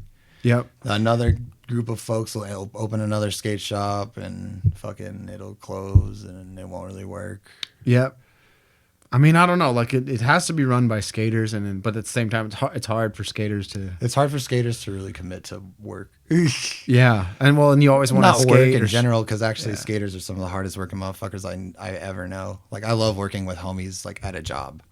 Yep. Like, if the homies are there, I know that there's at least some other people that I can depend on that are not gonna like bullshit me, because I work hard, dude. Yeah. Oh, absolutely. Fucking, I'm that guy that will fucking be on the ground on my hands and knees scrubbing your floor if I need to. For sure. And it feels like nobody wants to do that anymore. But all the homies, they all work hard. They all have it in They them. all bust their fucking ass. Yep. We all have a really good work ethic between all of us. Yep. And that's just like skateboarding has instilled like perseverance and commitment. Like, I'm here, I'm doing this, do it right, get it done type shit. 100%. And my mom actually really, really fucking drove that into me. Yeah. Because like with work, with school, she was always like, I'm letting you sign up for all these crazy like martial arts classes and shit. You better not fucking quit.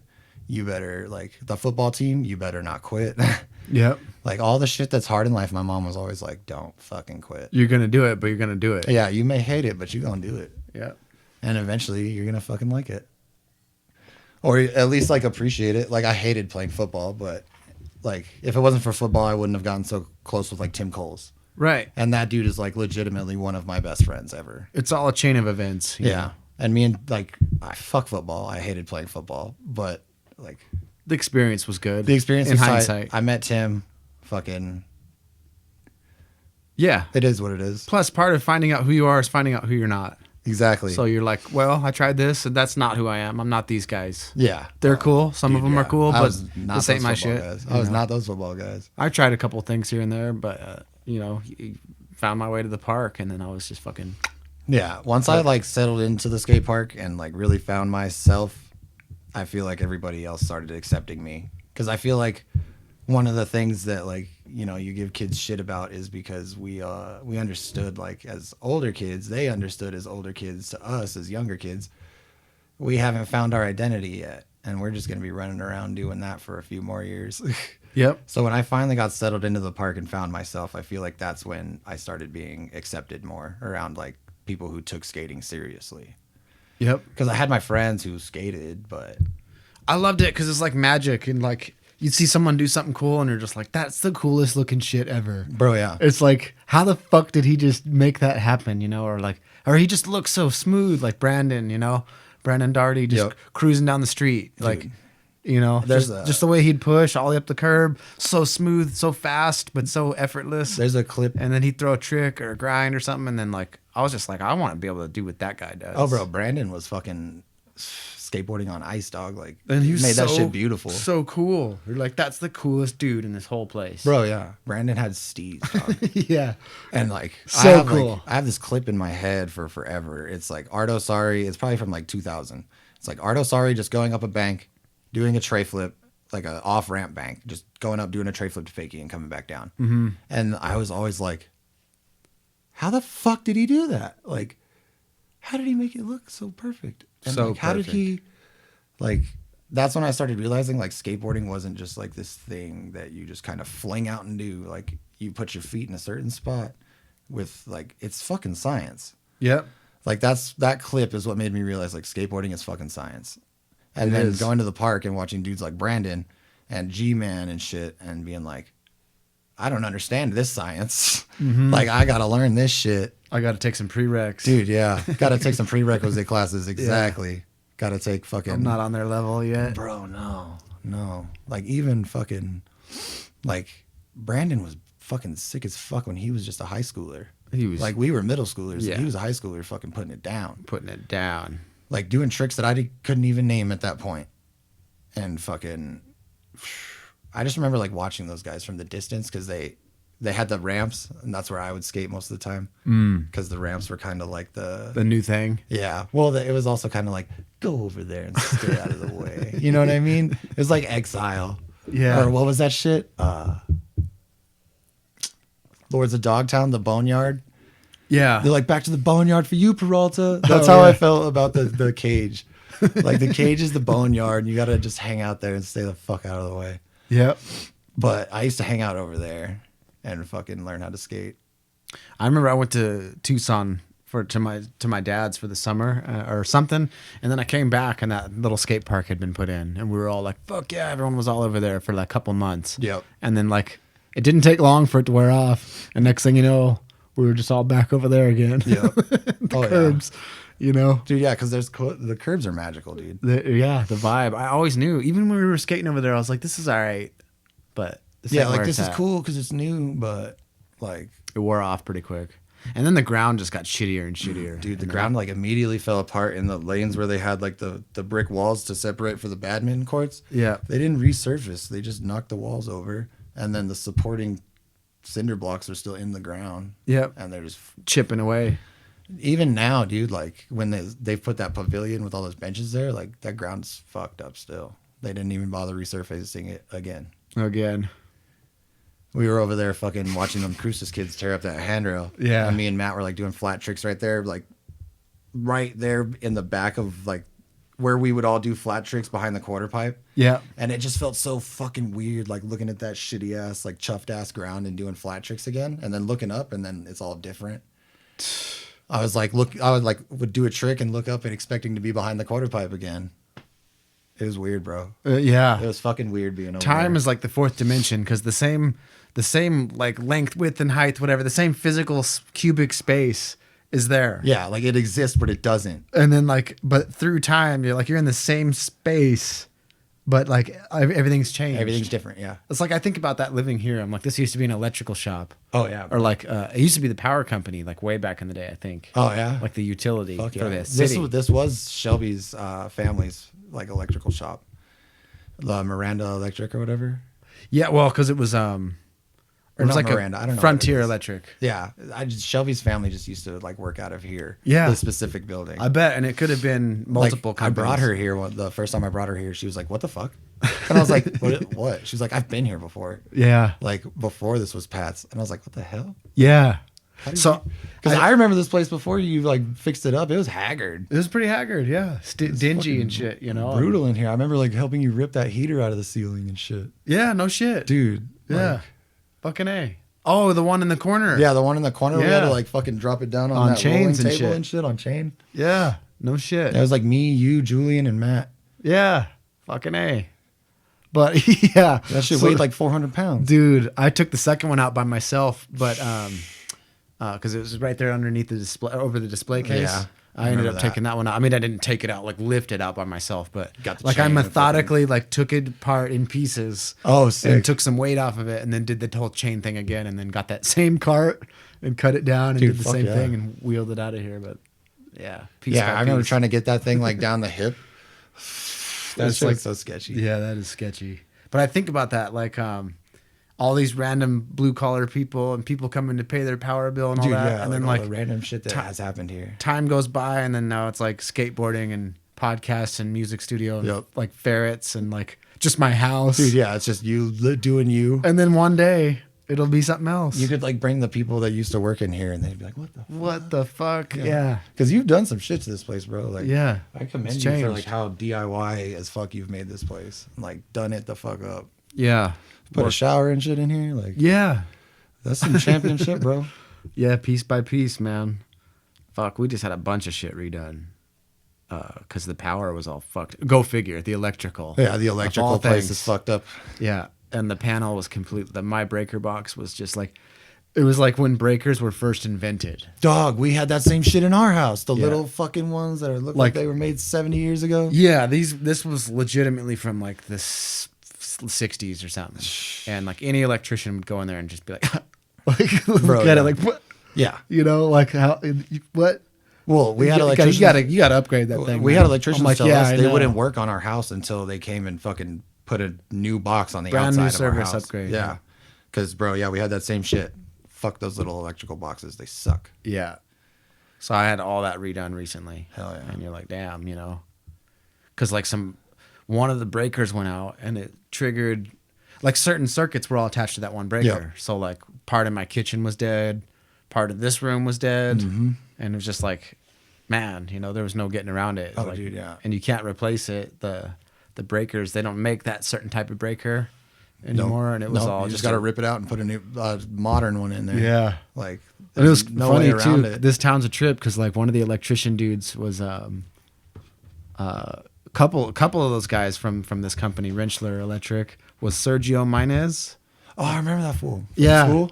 And yeah, from school, Nice. from like Chaparral. Yeah. And then another one was Gilbert Reyes, and he was like a grade older than us. Yeah, but he played on the football team. But I knew him from a long time ago, and he's like, dude, I think I know you, man, from like school or whatever. Yeah. And he's like, I'm Gilbert, and I'm like, oh yeah, hey man, Dude, what's that, up? That And- fool was intimidating. Yeah. That fool was pretty intimidating in high school. But it was funny. I was like, yeah, man. I was like, it's cool. It's a trip. You know, this town, like full circle and shit. He's like, I was like, it just makes you, you know, glad that you were like nice to people and Oh, stuff. bro, Because yeah. like, you never know who's going to be your fucking You never know electrician in who's the gonna be in future. your fucking house, yeah. Yeah. You never know who's going to be your fucking dental hygienist. Dude, right. That Like- that shit freaks me out, man. Some Like, how chick you little went to this school town with is. and she's like working on your teeth now. Yeah, like, man, you were That's fucking- happened to me. You remember when you were a dick to me?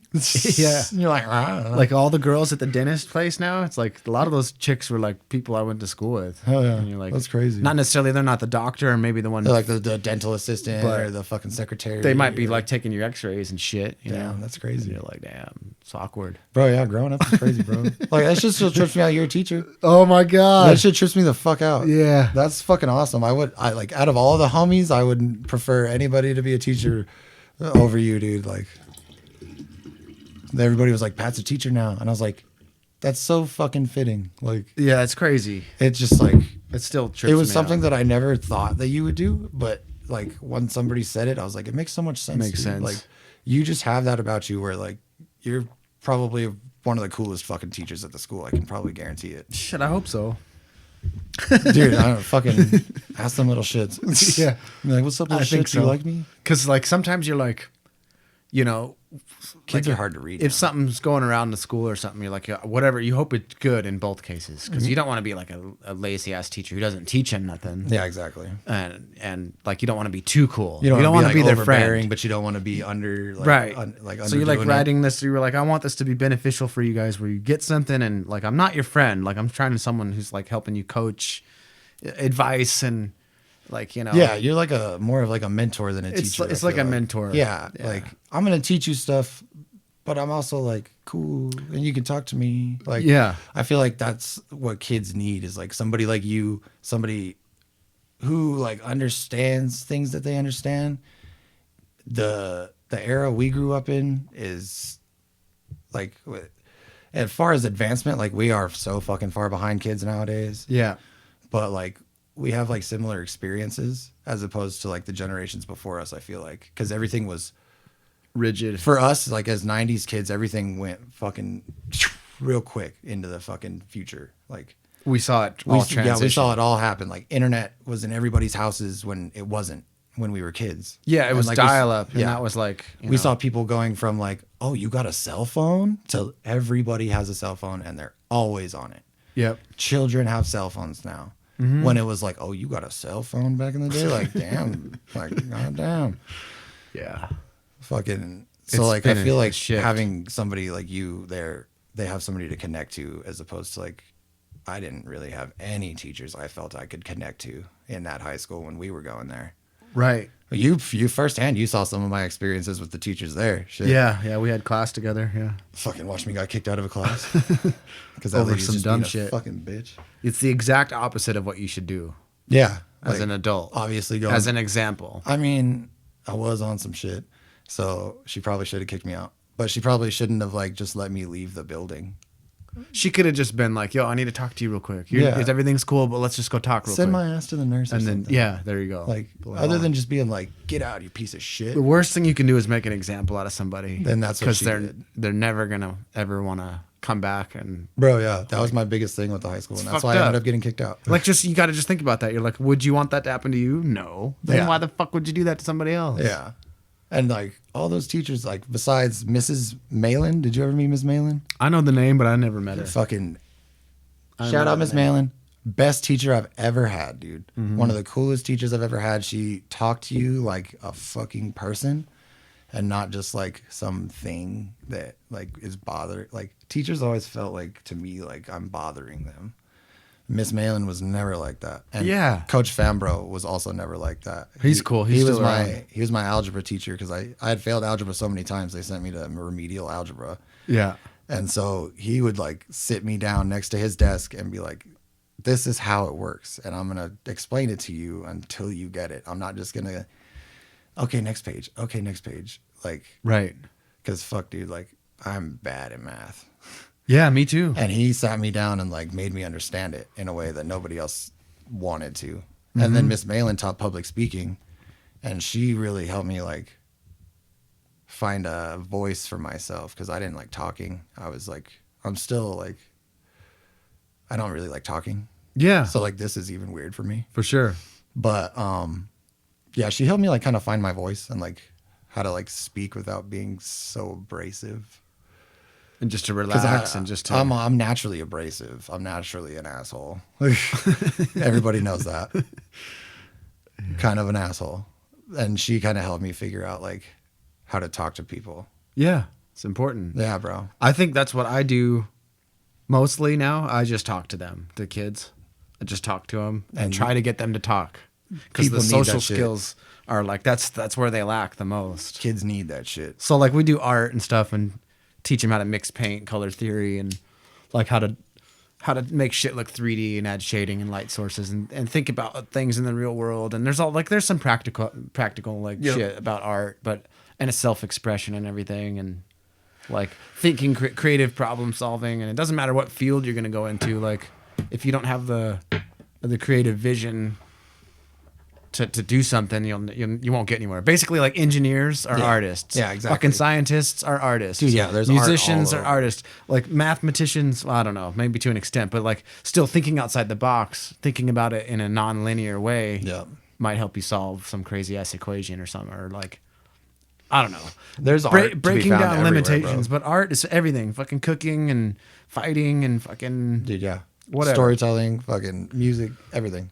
So I try to just like That shit is everywhere. bring a little bit of art into it, obviously, because it's an art class. But I just let them be themselves and like make them feel welcome. And like, what'd you do over the weekend? Yeah, Like, what are you exactly. guys doing this weekend? What are Like- some good movies?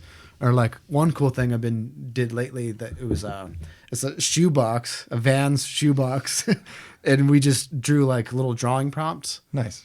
Well, because there's this thing called Inktober. It's a drawing challenge where it's cool. like this guy will just come up with a drawing prompt for each day of October, and it's Inktober. So you do it with ink, and it'll say like gargoyle or trippy. Oh, nice. Or just some random Just some word, random shit. lemon, whatever Yeah, the fuck it is. whatever you want it to say. So I was like, well, after we did Inktober, it was November. It was like, it doesn't have to have anything to do with November, but just draw down or write down a prompt, like space or fucking mountains or ocean or whatever it is. Yeah. Throw it in a box. So then we can draw for drawings or whatever. So then we made like these little mini sketchbooks, and you could draw out of this box. If you don't like it, just put it back in another one. Yeah. Or you can draw your own shit. You don't have to draw from the box. Yeah, fuck it. But it's there if you're like, I'm lost for ideas. You're giving them a choice. So all the kids made the ideas, though. They're not my ideas. I mean, I threw a couple in there just Yeah, because. just I make it always fun. do stuff with them too. That way, like they see me struggle along with fucking it. interaction is a big key to teaching. So I'll like try to draw shit and like, paint stuff with them and whatever. Dude, fuck yeah.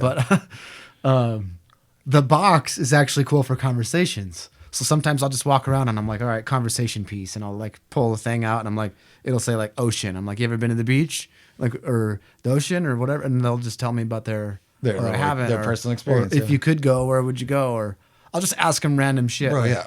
Kids like- totally need that shit though. Like and we'll just try to get them to talk. young That's- adults, like teenagers and shit, they need that shit. In like high school age, you just need somebody to just like treat you with respect and like an adult. Like, what's up, bro? How's your day? yeah, Not just like the whole like, you doing good in school? yeah. Like, it's better not all about keep your nose in the book type shit. Like I hated teachers like that.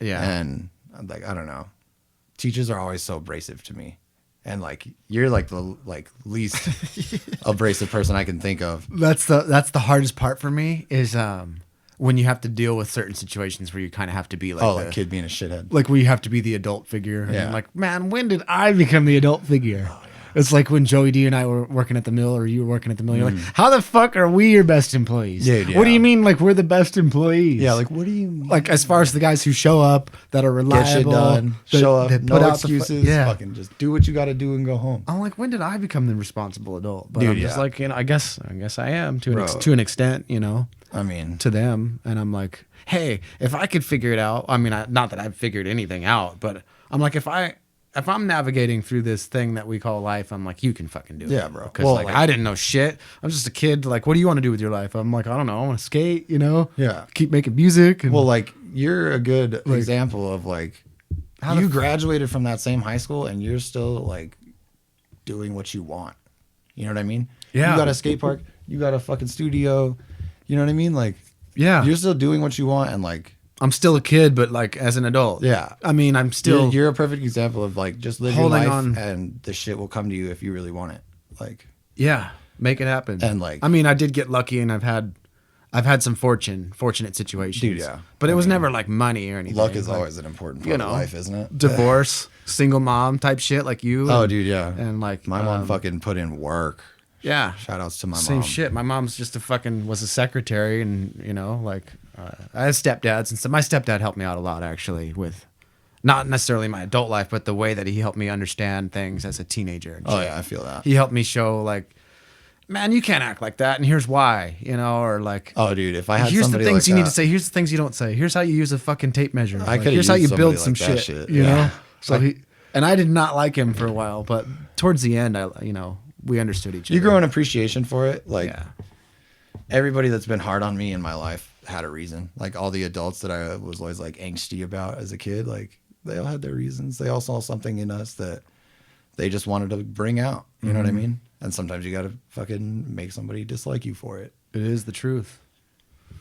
Fucking It's just the way it goes. yeah. Sometimes you just got to make somebody like get a little pissed off at you. You know what I mean? Sometimes you need it. Yeah. Yeah. Sometimes you need that driving force of being like, all right then, Fuck it, we'll go Yeah. there. Like let's go see there. then. Like yeah. Sometimes it's worth going there. Yeah, sometimes it's really worth going there. Yeah.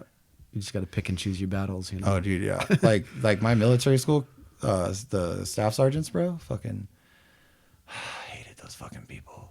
But Yeah. like at the end, like the way they looked at me and like I changed so much over the course of being there. Like I could tell how much they respected me at the end when they gave me my diploma. Like they shook my hand, Yeah. looked me in the eye, like instead of looking through me, like actually looking at me for one of the first times and being like, you did this shit because you actually just weren't a fucking asshole and did what you were supposed to do. You held up your end of the deal, and Bro, you yeah. benefited and grew from all this. Bro, yeah. And I needed that shit at 16 because I was a piece of shit. That was a turning point for you. Oh, yeah. Big time, bro. Yeah. That was one of the craziest experiences. Like, I fucking have too many stories from that place of just like wild and crazy shit, but also like, oh, man. What's like, a good one off the top of your head? Well, there was the time my roommate got possessed. Okay. Yeah, that's probably the craziest one, dude. Yeah. The kid. So we slept like the barracks was an old ass fucking university dorm. Roswell Youth Challenge. Yeah, Roswell Youth Challenge, NMYCA. If anybody ever knows it or goes there, I'm sure somebody out there has. dude, it's not fun. Well, it's apparently it's way easier now. Actually, Eric Grant did that too. Oh, He's the sick. only other cat I know other than you that did it. Went Fuck there yeah. and did it. the homie Ricky did that shit too. Nice. Back in the day. Fucking a lot of people actually did it. Fucking I went there with some homies from here. I made homies that were from here that I didn't even know lived here. And we just ended up there together. I'm like, where are you from? Alamo. No, Yeah. you're not. Like type shit. Fucking you remember Gabe Brady? Oh yeah. I went there with Gabe Brady. I do remember him going there now. Colton Flowers went there with me for a little while. The Flowers brothers. Okay. All right. Yeah. The youngest one. All right. Yeah. But yeah, bro. So my roommate got Possessed. all right, this is a weird one. Many people might not believe this, but anyway. Hey, take it or leave We'll it. go all in. Fucking. So I went to this military school with kids from all over New Mexico. So that includes the reservations. Yep. There was this one kid there. I can't remember like what tribe he was from, so I'm not even going to try and say. There was this one native kid there, and he was like super spiritual. Like Sunday was, everybody still got to have like their religious practices, and he would get to go out there and do like sage cleanses and shit. He was like on that shit. Like they're For real. in their religion, and their religion is like the most live one I've seen in real life because of this shit. This is like that shit's real. Fucking. He comes up one day, and I don't know if anybody watching is gonna know, or if you know what a skinwalker is. I've only heard about this place called Skinwalker Ranch or something, but I think it's something else. That's actually like some weird alien shit. Some alien shit, yeah. But in their belief system, it's like a bad spirit, or like a dark entity a or dark something. entity It that was like attaches once to a you or- person type shit, but they can like shapeshift and like do all kinds of crazy shit. I used to hear stories about like people like this shit scares me. Yeah. I used to hear stories about people like driving down from the res, like from Mescalero or Ruidoso, and they would just be running alongside their car, staring at them going 65 down the mountain. It makes my skin crawl, bro. Like, Yeah. And so this kid, he's like, yo, one of these things came to me. He said 6 of them are showing up tonight. Okay, what the fuck? Oh, whoa. So they're like, what the fuck? Okay. Somehow throughout the course of the day, 6 turns into 66. Yeah. Okay. We see where this is going. Yeah. And so the barracks is a 3-story old dorm. And there's like they call it the quarter deck. It's where the elevator and the stairs lead up to. Gotcha. And it's like basically a center room that goes from the center to the bottom. Right. Top to the bottom. And then the rooms are lead off hallways in either direction out of that. And so for some reason, my staff sergeants, they are scared as fuck too. These are grown men that were in the military.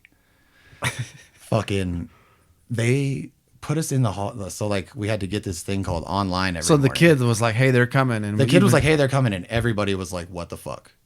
I'm like, what is that? Like, I've never heard of this shit before. It doesn't sound fun. No. So everybody took it like mildly seriously. And then the staff was like, all right, like the one native kid got all the native kids together, and they were like, we're going to go out there. We're going to do this ritual, whatever you want to call it, to try and like subside them, or whatever.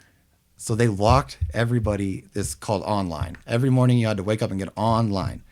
And there's linoleum tiles that run the length of the hallway. And you had to get on the tile line and put your toes right on the line up all the way down the hallway. Yep. So they put us online and then sat us down, closed the door to the quarter deck. So they're just looking at us through one of those little windows. And like the air was just different, bro. Like statically charged.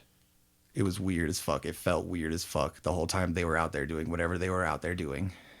And then we're on the 3rd story at the very end of the hallway of the one that I'm at, because I'm right next to the cadre, that's the staff. They all look scared as fuck. Mm-hmm. I'm looking at them like, y'all are adults. Like, y'all need to help me. Mm-hmm.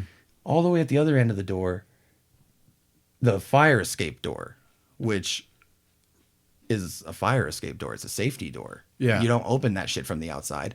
And if you open it from the inside, an alarm goes off. Yeah. It fucking opened from the outside. No alarm. Slammed shut. Opened again. Slammed shut. I went to this place with like, this is a military reform school for bad kids. Gangster kids. Some of these kids got transferred from jail and shit. We're all freaking the fuck out. Yeah. Like, I'm banging on the door to let me in the quarter deck now type shit. Like, we're all gonna die type shit. It Yeah. felt like we're all gonna fucking die. Some time goes by. They all come back inside. The native kids come back inside. They're like, it should be fine for tonight, and maybe the next night. For tonight, nobody look out the windows. Close your blinds and do not open them. What? And then the one main kid, he was like, if anybody has questions or concerns, come talk to me in this empty room. So a lot of us went in there. I'm going in there because I got questions. Yeah. I want to know what the fuck just opened that door. Uh-huh. So he explained everything to us, what they are, how they look, all this shit. And dude, bro, one of the craziest things I've ever seen. This kid, he's like 17, face tattoos and shit already. Mm-hmm. Gangster. Like, right. He opens the window. He like opens up the blinds. He had to look. Turns around and he's fucking crying, bawling his face off, dude. Like he just had the biggest emotional heartbreak of his entire life. Immediately. He was like straight up traumatized. Jeez. So we all go to bed that night. Tried to go to bed that night. Wake up the next morning, everything's normal. Everything's fine. We all go about our days.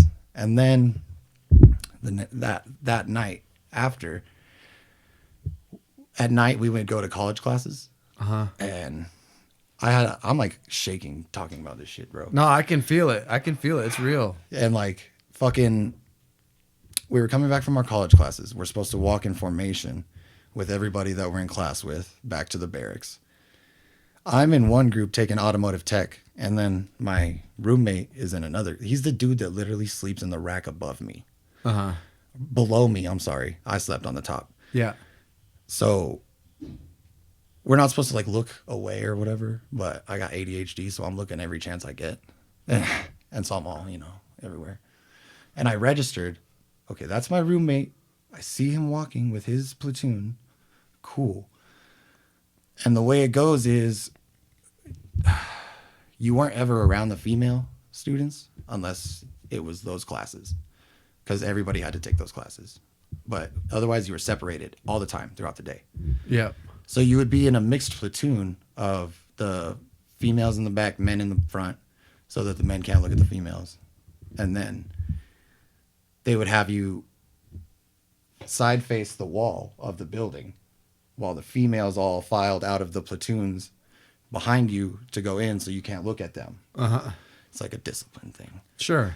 But so we turn around and start filing in, and a commotion starts happening. And I'm hearing it.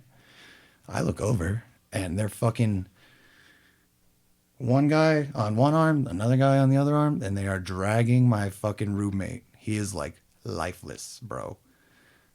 Dragging him into the building. It's like, stop everything, get him inside.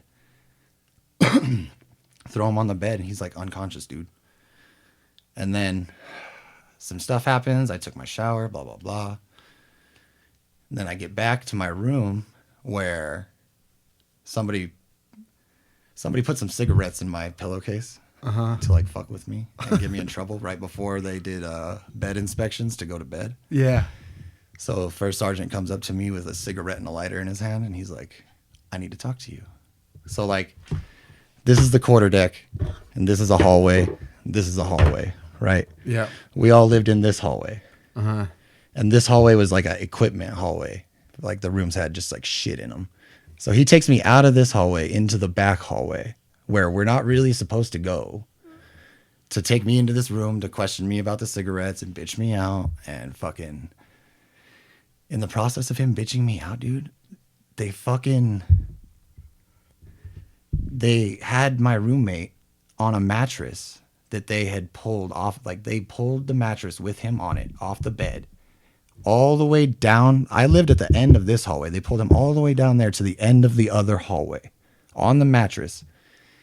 He is not unconscious anymore. His eyes are rolled in the back of his fucking head. He's like contorted in the face and shit. He's saying a language that I have never heard. This fucking shit makes me so like Wow. Bro, like I've never seen, and it was just a like right past the door. And I fucking, me being me, I don't care. I fucking went from getting my ass chewed out. I went and looked down the hallway and he fucking grabbed me. He's like, don't look at that shit right now. That is not your concern. I'm going to beat your ass for these cigarettes. And I'm like, that is my concern. That's my friend. Fucking my friend, one. Yeah. For two, he's my roommate. He's immediately the closest person next to me when I'm sleeping. And I woke up the next morning and he was up there. Because, like, we all went to bed and he was still in the back, like, screaming. And, like, Crazy. the native kids stayed up with him all night doing whatever they had to do. Woke up the next morning and he's above me. Or, no, he's below me. Like, I come down off my bed, look down, and he's down there. And he's all blank. This dude is, like, I don't mean to, like, he's Mexican. Yeah. And like the darker complexion. Uh-huh. But he's fucking pale white when I'm looking at him. Like, for yeah. like 2 days after this Jeez. shit. He didn't like talk for 2 days. It was so fucking scary, dude. Weird. Wow. That's yeah, bro. crazy. And we're just stuck in that fucking building. And we have to just go about our day like nothing fucking happened. Learning like we had, my platoon would wake up, have breakfast. We would go to our military classes, go to lunch. Then we would go to our high school classes, our GED courses. And then we would go to dinner, and then we would go to college. So we just had to keep doing that same fucking thing over and over again. Like, this guy didn't just get fucking possessed. Wow. Yeah. Just swept it under the rug. Yeah. Like, And I ended up like becoming pretty close with the one like head spiritual kid. And fucking he ended up like sitting me down and explaining it to me. And like, that's why this shit still scares me to this day, is how like, just, dude, New Mexico is fucked up. Yeah. This is a fucked up place. Some shit went down. And it's like there's all these frequencies, man, that like Dude. just because you can't see or hear on a normal day, a normal circumstance, doesn't mean it's not right Bro, yeah. there. Like, mad spiritual shit has happened here. Mad like bad shit, like murders and shit. The Old West has happened here. Fucking bad shit that they did to the Indians here. Fucking all the shit that the Indians were doing in before that, like the spiritual stuff, and then like aliens and shit here. Like, Yeah. there is so much shit compounding into New Mexico that charges this place the fuck up. Because that's not the only like crazy ghostly experience that I had there, let alone in my life. Yeah. Because I would wake up in the middle of the night.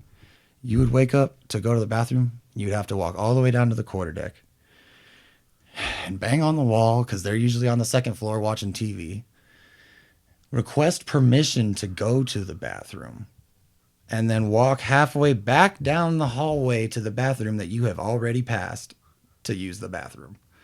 Yeah. And I don't know how many times I would walk out of my door at the end of this hallway. And at the very end of this hallway, there would just be like this little figure, couldn't be more than like a few feet high. Yeah. Like a kid, just chilling. chilling.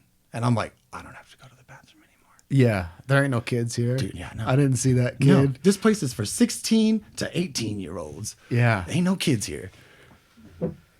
And like, bro, like that shit would make me fucking, okay, go back to bed. Like, that place is fucked up, bro. Roswell in general is a weird place. I bet. But that place was crazy, dude. That's a hell of a fucking... And that's just like the offhanded, crazy spiritual experiences that went on there. Because I had other experiences there that were just like, it's a military school. They're there to break you down mentally and then try to build you back up in their image. And I knew that. And I didn't want that. Hell no. So I was a fucking asshole. They would be like screaming in my face, and I'd be like, "You're a bitch," and I would just walk away. There was the one time I walked to Allslips that was like a half a mile down the street, and like bummed some cigarettes off some folk, and then fucking went back. You went all AWOL? Yeah. Technically. Well, kind of. Another good story. The first week we were there, I got dropped off on a Saturday, I think. So the very next Saturday, I had made friends with these two kids that also did not like being there like I did. And then another kid who was from Roswell. And we made the decision to jump out the second story window and go have a night on the town. Yeah. And so we did that shit. The first week we were there, we fucking jumped out the second story window. Fucking probably ran like fucking 5 miles through like, they all told us, they were like, it's like, it was like Holes, dude. Like, have you seen Holes? Yeah. Where Mr. Sir's all, you see a fence? I ain't gonna stop you. Like shit like that. Yeah. But then they would be like, but don't run that way. And you'd be like, well, what's that way? And they're like, Chihuahuita, the ghetto. Okay. So our dumbasses, we like fucking started running and I'm like, where are we going? And they're like, we're going this way.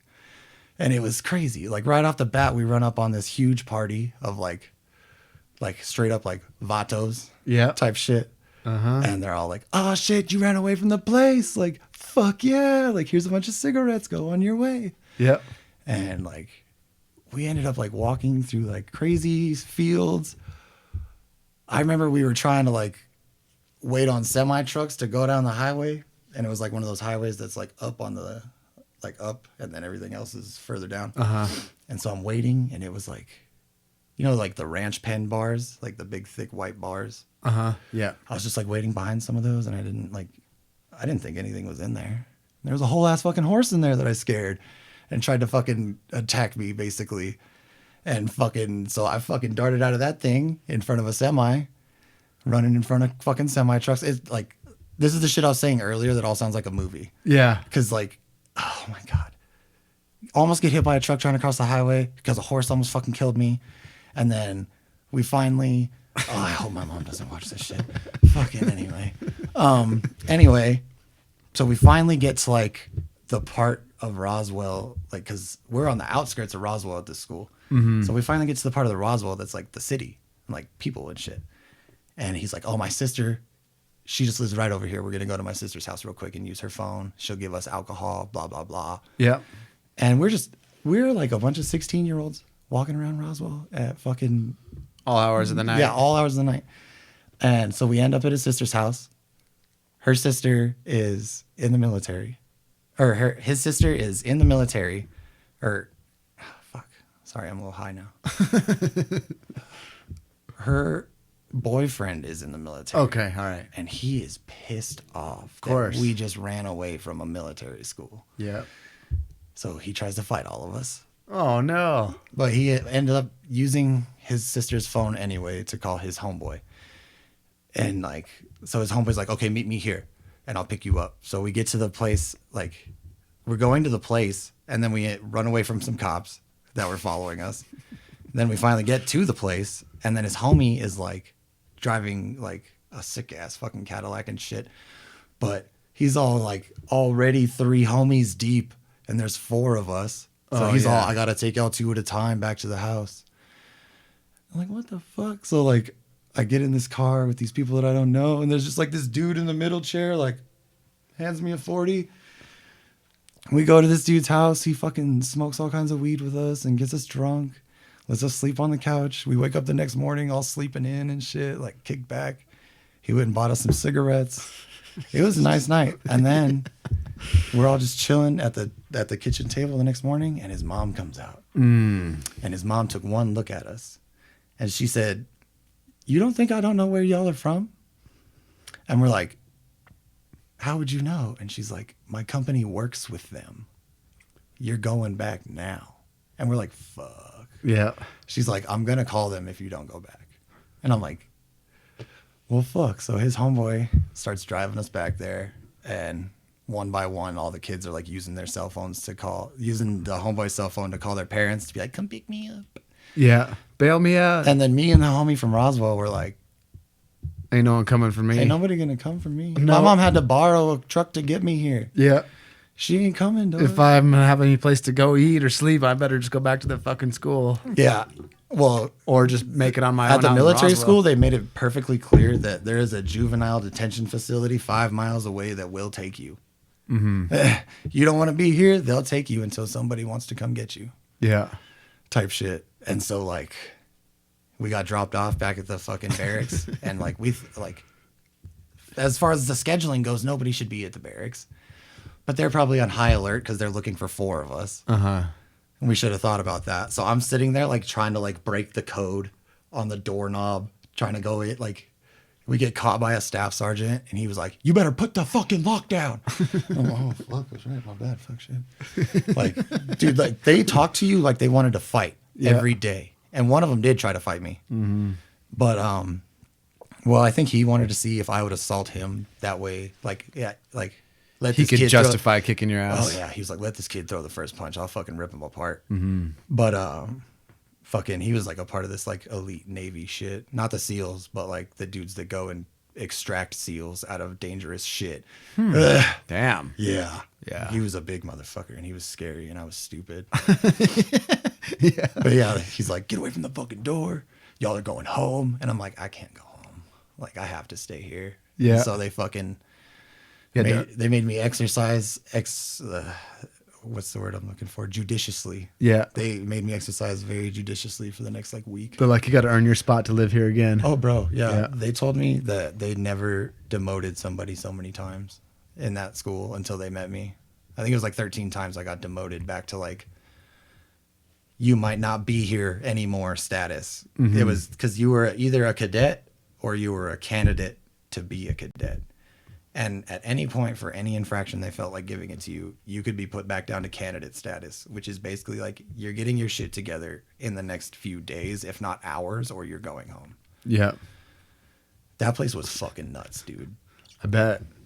And that's like a lot for a kid, you know? I mean, when you're 16, you're still. I needed it. I mean, I was like totally hell bent on like, I'm doing drugs and I'm having fun. At 16, I was like, you got drugs, I'll do them.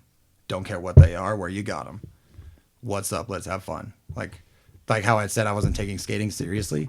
I wasn't taking anything seriously from like 8th grade to high school. Like by the time I got kicked out my sophomore year, Yep. I wasn't taking anything seriously. You're on a path that did I was not on have a a path good of ending. self-destruction for sure. Like my PO eventually was like, you got kicked out of school. I'm not letting you go to the alt school where all your friends go. You're either going to jail until you turn 18 or you're going to military school.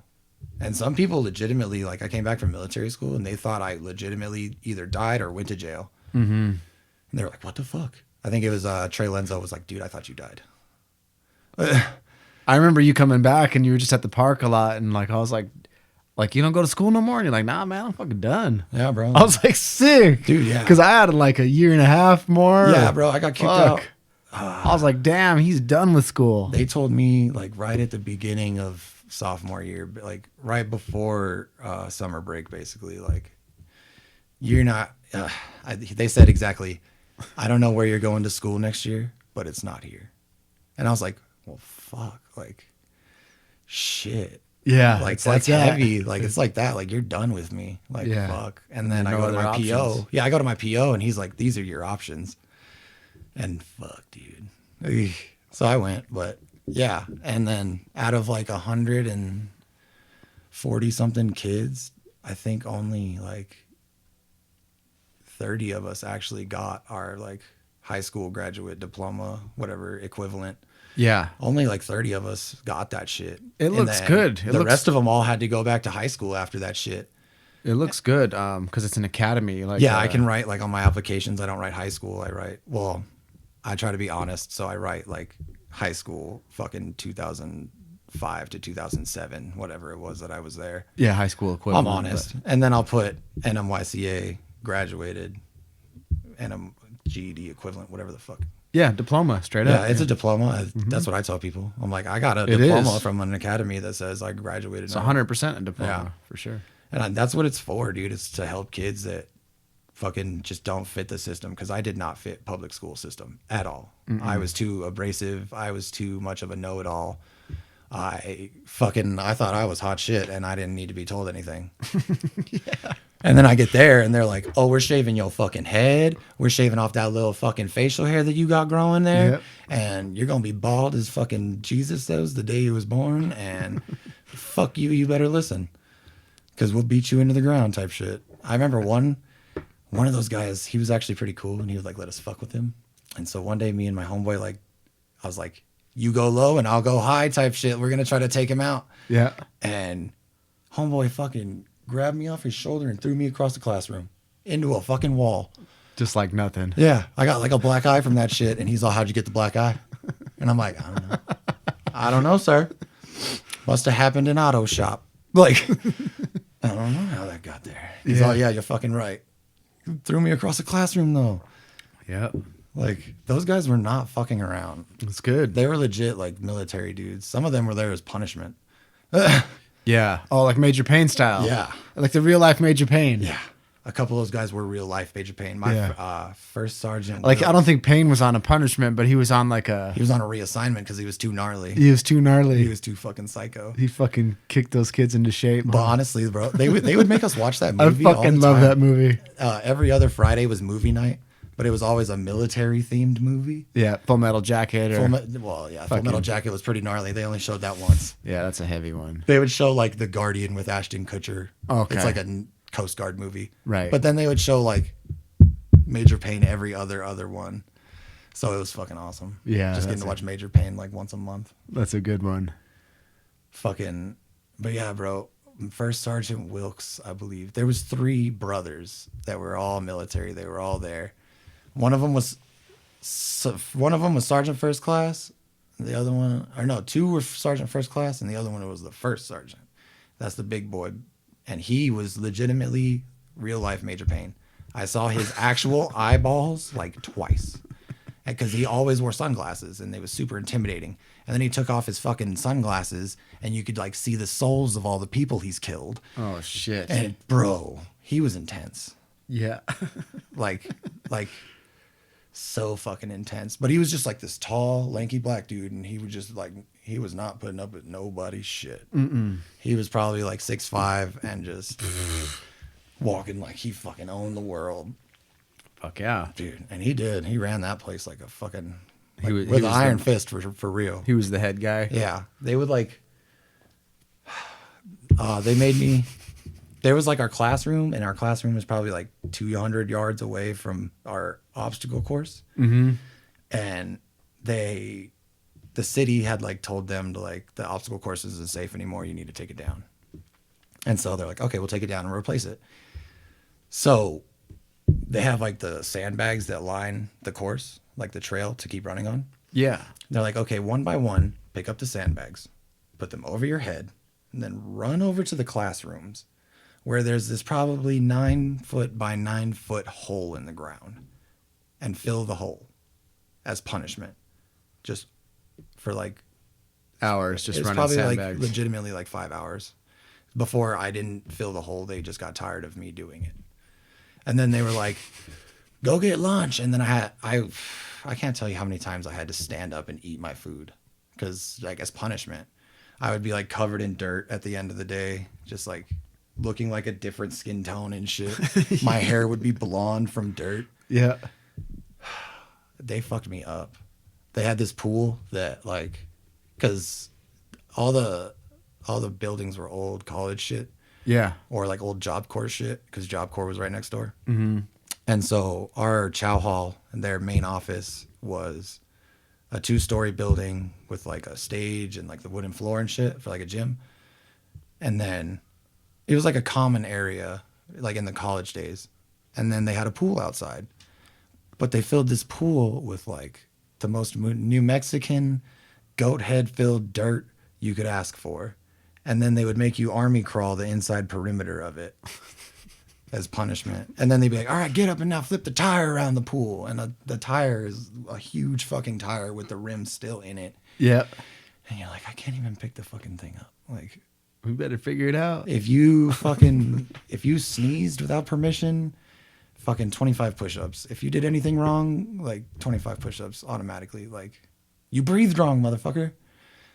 You like, I have ADHD, so I was always like looking around and shit, and you're not supposed to do that. Yep. So it would always be like, what did he call it? Rubbernecking. He'd be like, quit rubbernecking, Ross, and give me 25 push-ups. You want to look at something? Look at the fucking ground. Oh man. God, those were good times. Stories for days, huh? Dude, yeah, like I was only there for 6 months, and it felt like a whole whole chapter lifetime of my life like was there. And like because I learned so much from all these different people. I was there with all these, like, the whole spectrum of people that I've talked about, like, Yeah. fucking state wrestling champion kids who are all wholesome to fucking kids covered in tattoos at 16 and have already been living that fucking gangster life and shit. Like, and then there's just me in there. And Like, then hardcore military instructors, and then who've fucking been to war and shit. bro, and yeah. And like, fucking- I'm just trying to smoke cigarettes still. That was my thing. Is like, I'm just still trying to, like, to get out of here and smoke a I'm cigarette. just trying to get out of here and smoke cig. Yeah. I found, we weren't allowed to have money, but I found money on the ground one time.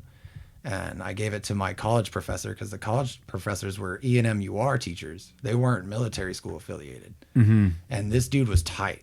He liked me a lot. He would already let me hit his cigarettes.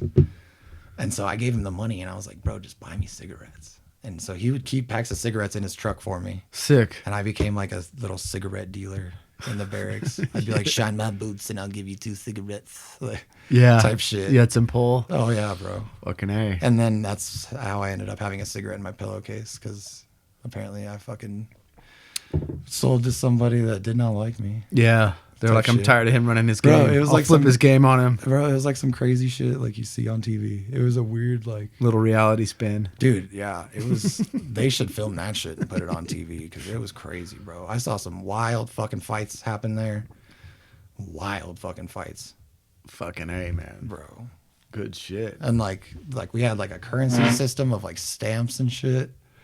It was our own little world, bro. It was crazy. I bet, dude. We had our own like little cliques, little fucking groups and shit. I wouldn't like say gangs, but they totally. Some of those kids totally were like, "It's the gang, fool." circles within circles. Yeah. Yeah.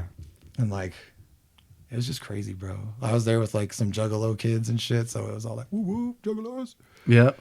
Just because like I've always been into ICP and shit. So Yeah. that was like a cool little step away from like the intensity of everybody else, because everybody else there was pretty fucking. I keep reiterating it, but I can't like really say like. These kids were some fucking gangsters at 16, 17, 18 years old. It was, Hard kids. dude, it was crazy. Yeah. And fucking, they were like my little retreat away back into like normalcy, as much as you could call being a juggalo normal. Yeah. Yeah. Yeah. That shit is not normal. Not normal, but you could relate. Yeah. I still have like questions about myself of like, am I going to cover that tattoo on my leg eventually? Because I still have the Hatchet Man tattoo on my leg. Yeah. And I'm always like thinking like, you could cover that just like with a big black box or something. Like just like a big black square. That'd be fine. Oh, man. But then it's like, ain't no shame in that, though. yeah, that ain't no shame in it. Like there's a piece of me. It's part of your history. I just don't wear shorts. It's If cool. I wear shorts, I wear really long socks. Fucking juggalos, man. The taller the socks, the downer the fool. Yeah. Shout out Miguel.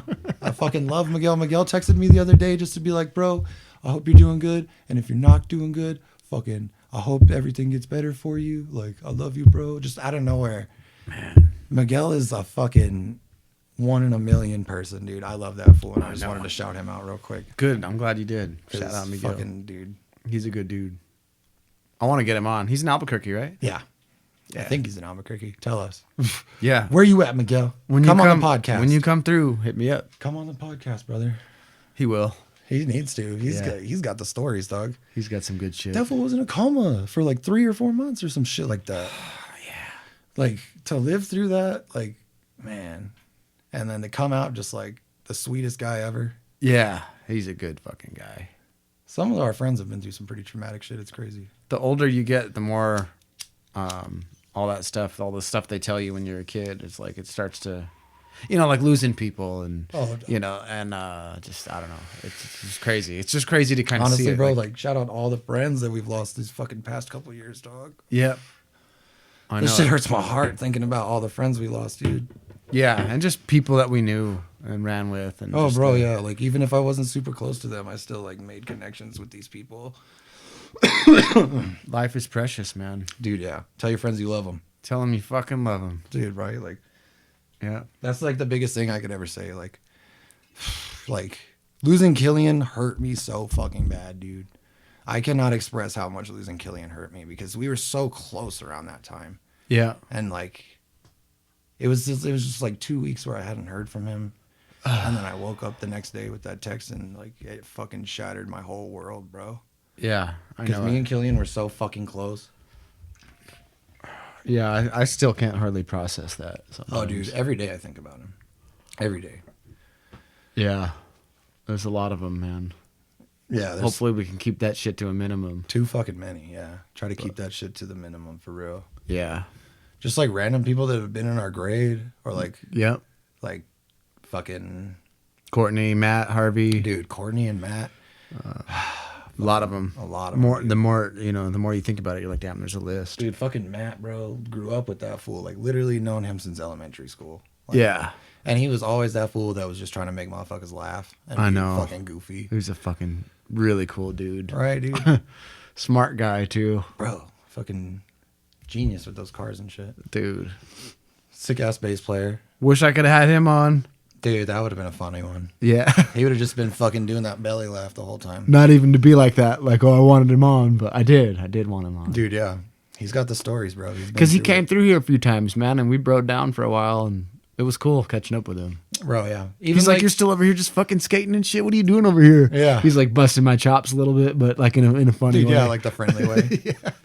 Dude, he would always do that shit to me. He was like, We would go years without seeing each other, and then he would just be like, if you need somebody to work on your car, I'll do it for free. And I'm like, oh, man, you're just that guy. Like, you were just that guy. He that just was loved so doing it. fucking good. He's dude. I'll do it for you, man. Right? Shit. And like, same with Courtney, dude. Like, Courtney was so much different than like all the people that she like ran with, like in high school and shit. Like, she was like that popular chick, but she was still like real and down to earth as fuck. She was. Like, treated me like a person when even I didn't treat me like a person. And fucking, that shit sucks, dude. And like, I mentioned the homie Ricky earlier. He fucking passed Yeah. over some wild shit. But yeah, that's not here. That's what's special about still chilling, man, like us hanging out and Dude, yeah, that's how I feel. Like, all catching the a homies, sesh like, and yeah, like, it's crazy that we can still sit skating the here. ditches and shit. And, Yeah, we can still sit here and feel like we're fucking young. Yep. Like, this shit, like, coming here and skating makes me feel fucking so young again, bro. In the part of my life where I'm like, oh, I'm 30 now and I'm sad because I'm like, I'm fucking 31 and like, Yeah. life's catching up, dude, and fucking, Uh-huh. like, I've just had a lot of shit going on this past like year and a half, dude. Like, it's A lot of shit, just yeah. so much fucking shit, and fucking, this is like my cathartic experiences, like coming here, getting better at skating than I ever have, which is fucking crazy to me. Like, Yeah. I never thought that like I would just be able to learn the tricks that I'm learning now. No, you've come a long way. Bro, it's crazy. Your yeah. skating is really Dude, I appreciate it. leveled up, Yeah. man. Like, Yeah. I just learned how to like do all the backside tricks now, and I'm like obsessed. I'm like, I never could backside grind, like back 50, back 50. Mm-hmm. Like, I could never do that shit. And I was always enamored with like back Smith, back tail, all these crazy fucking tricks. And I'm going to do them shits now. Yeah. And I don't give a fuck. Like, I'm going to keep doing better and better until my body tells me to stop. There you go. And even past that, probably. Yeah. My body's probably not going to be able to keep up with where I want to go. I want to be that dude fucking shredding at 50. Me too. Maybe. Yeah, Hopefully we'll be still. Yeah, exactly. Hopefully we're shredding curbs at 50, dude. Fuck Yeah. it. Like, I'm still going to be doing slappies on the fucking poon. Yeah. As long as there's a curb somewhere and there's still a world to skate in, I'll fucking be Yeah, skating. exactly, bro. Yeah. Fucking, yeah, bro. Like, skating is the constant. Like I said with music, skating is another constant in life where it's like, I know I've had waves of how serious I take it. Like, Yeah, me too. And then like now I feel like I'm just now getting my groove of like fucking doing the tricks that I actually want to do rather than the tricks of being like, oh, I can do that. You know what I mean? Exactly. A lot of my tricks were just tricks that I like found out I could do, kind of type shit. Mm-hmm. But now it's like, Now you know you can work towards yeah, things. now I can like, There's ways to unlock shit too where you're just like, I could do that. yeah. Like, I really could do that. Oh, bro, yeah. The only thing that's ever stopped me is just fear of falling or whatever it is, you know, or just like, or Dude. maybe not even realizing you could do that. Oh yeah, exactly. Just like limiting your, like having your own self-limiting thoughts Yeah. is really one of the biggest things for me personally in skating. I am very, very a self-limiting person.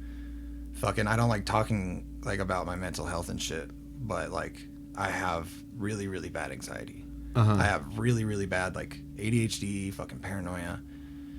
Fucking, I overthink things to the maximum, and fucking I would always do that with my skating.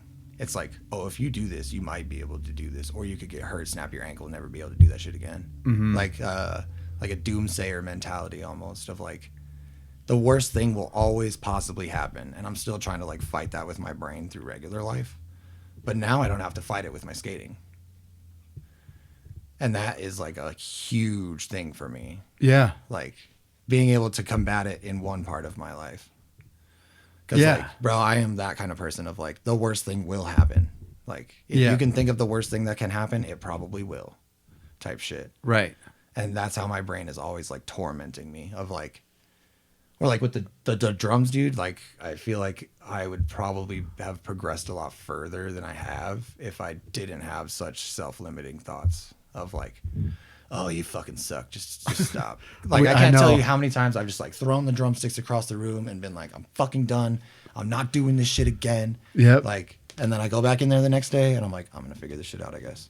Yep. Like, even like, no matter how like fucking apoplectic you are about doing it, you're like, you still got to do it. Cause eventually it will come. Satisfaction. Yeah. Like if you really want to do it, and it will unlock. Yeah, with like, enough, it will. I'm an easy to quit person. Like I'm very easy to just be like, all right, well, I tried when I didn't really try.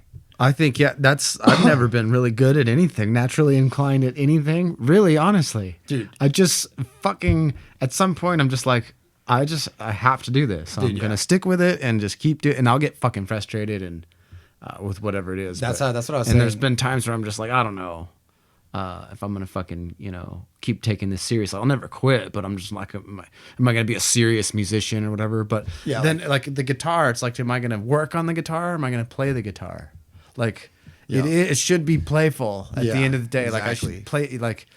It should be satisfying. It's hard for my brain to separate the two. So if you're working too hard all the time, you're like, yeah, fuck it, like play something different and try to have fun, or get extra stoned and like try drumming to like Easy E or something, dude. Like just something stupid and way different, Have you heard Electric Wizard, like the doom metal? Yeah, I like to like try to jam to that shit because it's like slow and it's not so like technical and complicated like a fucking Lamb of God song. And we compare ourselves to I do that a lot too, like constantly comparing myself to the next person. Like, I hate that. And like social media does not help anybody with that shit. No, it's hard to not compare yourself to like how good some people are at things. You're like, how the fuck, bro? It just makes you feel like I'll never be shit. That's literally what social media is, bro. It's like, how does my life stack up to this other person? Like some people genuinely use it for communication, but like most social media and like the people that are successful social media people, it's literally just like,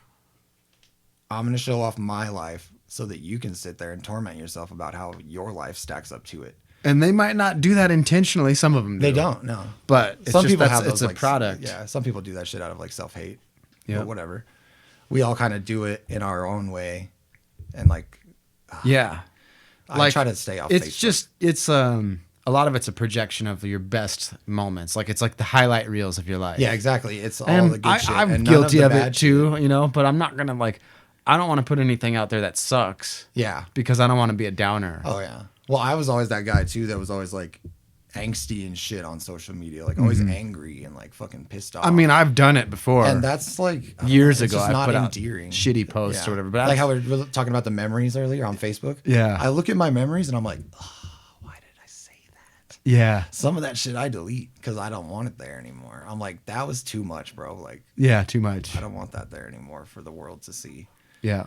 Because, like, that may have been me for that moment in time, but it's still cringy as fuck. Cringy, yeah. But at least we learn from it and move on. I guess. At least I can look at it and I'll be like, fuck yeah, 12 years later. Yeah. Saying some ignorant ass shit, like being all butthurt or whatever. Yeah, what I try to do now, I guess, is like it's like a motto or whatever. It's like take the path of least regret. Yeah. If possible. If possible. Because later on, am I going to feel like shit for doing this, or would I have regretted not doing that, or,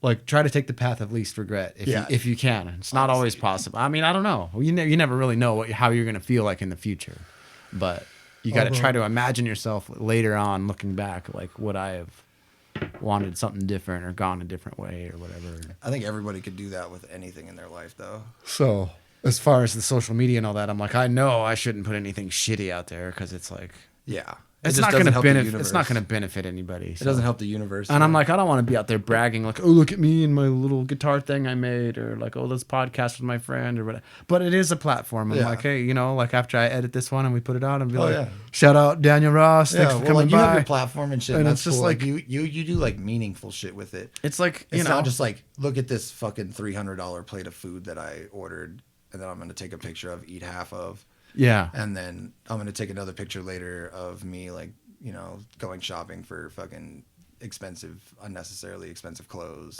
Like that's the side of social media I hate, like the influencer shit. Yeah. Where it's like, man, I just use Facebook for like wrestling news, to be honest with you. Yeah. I'm I'm always like on Facebook, like, It can be cool. what's the dirt on wrestling today? Like that's just my shit. Yeah. It's And the I don't whole, care for like I got off I used to post on Instagram, like I used to like roll all these crazy joints, yeah. and I would post them on Instagram, and I just stopped. Yeah. I don't think I've posted on Instagram since like 2015, but I still have it.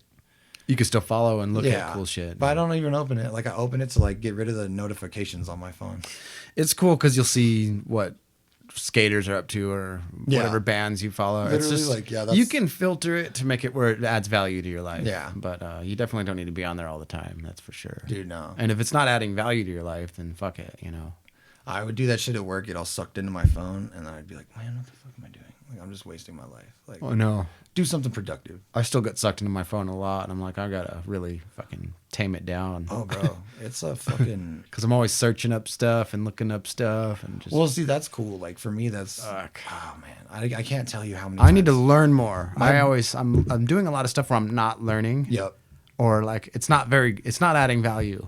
I'm just like You just- window shopping bullshit Yeah, or scrolling on shit. yeah, and I'm like, I don't know. I'm like, Zoning out. I should be thinking about like, when are you gonna go to this next spot? That you're gonna go to this next city or Bro, like, yeah. plan your next trip. Learn about that place. Like, I'm oh, honestly- you want to go to Barcelona one day? How about you start learning a little bit of some key phrases to go so you can speak Spanish a little bit. So Donde este baño, bro? yeah, Where's because the- I gotta go to Barcelona, dude, and skate at least once. Dude, yeah, those benches. I fucking have to go there. Those benches, what is it? The Beso ledge or the Beso rail? Yeah. They fucking, the waves. Oh and they all- yeah, they hop that bar. Bro, yeah. Fuck. But bro, I'm on my phone a lot too, though. Like, but We I'm on all my are. phone a lot because my brain is always like, what does this mean? What does this do? Like, some shit I just saw on TV. What is that? Look it up. Google it. Like, Google hates me probably because they're like, this kid won't shut the fuck up.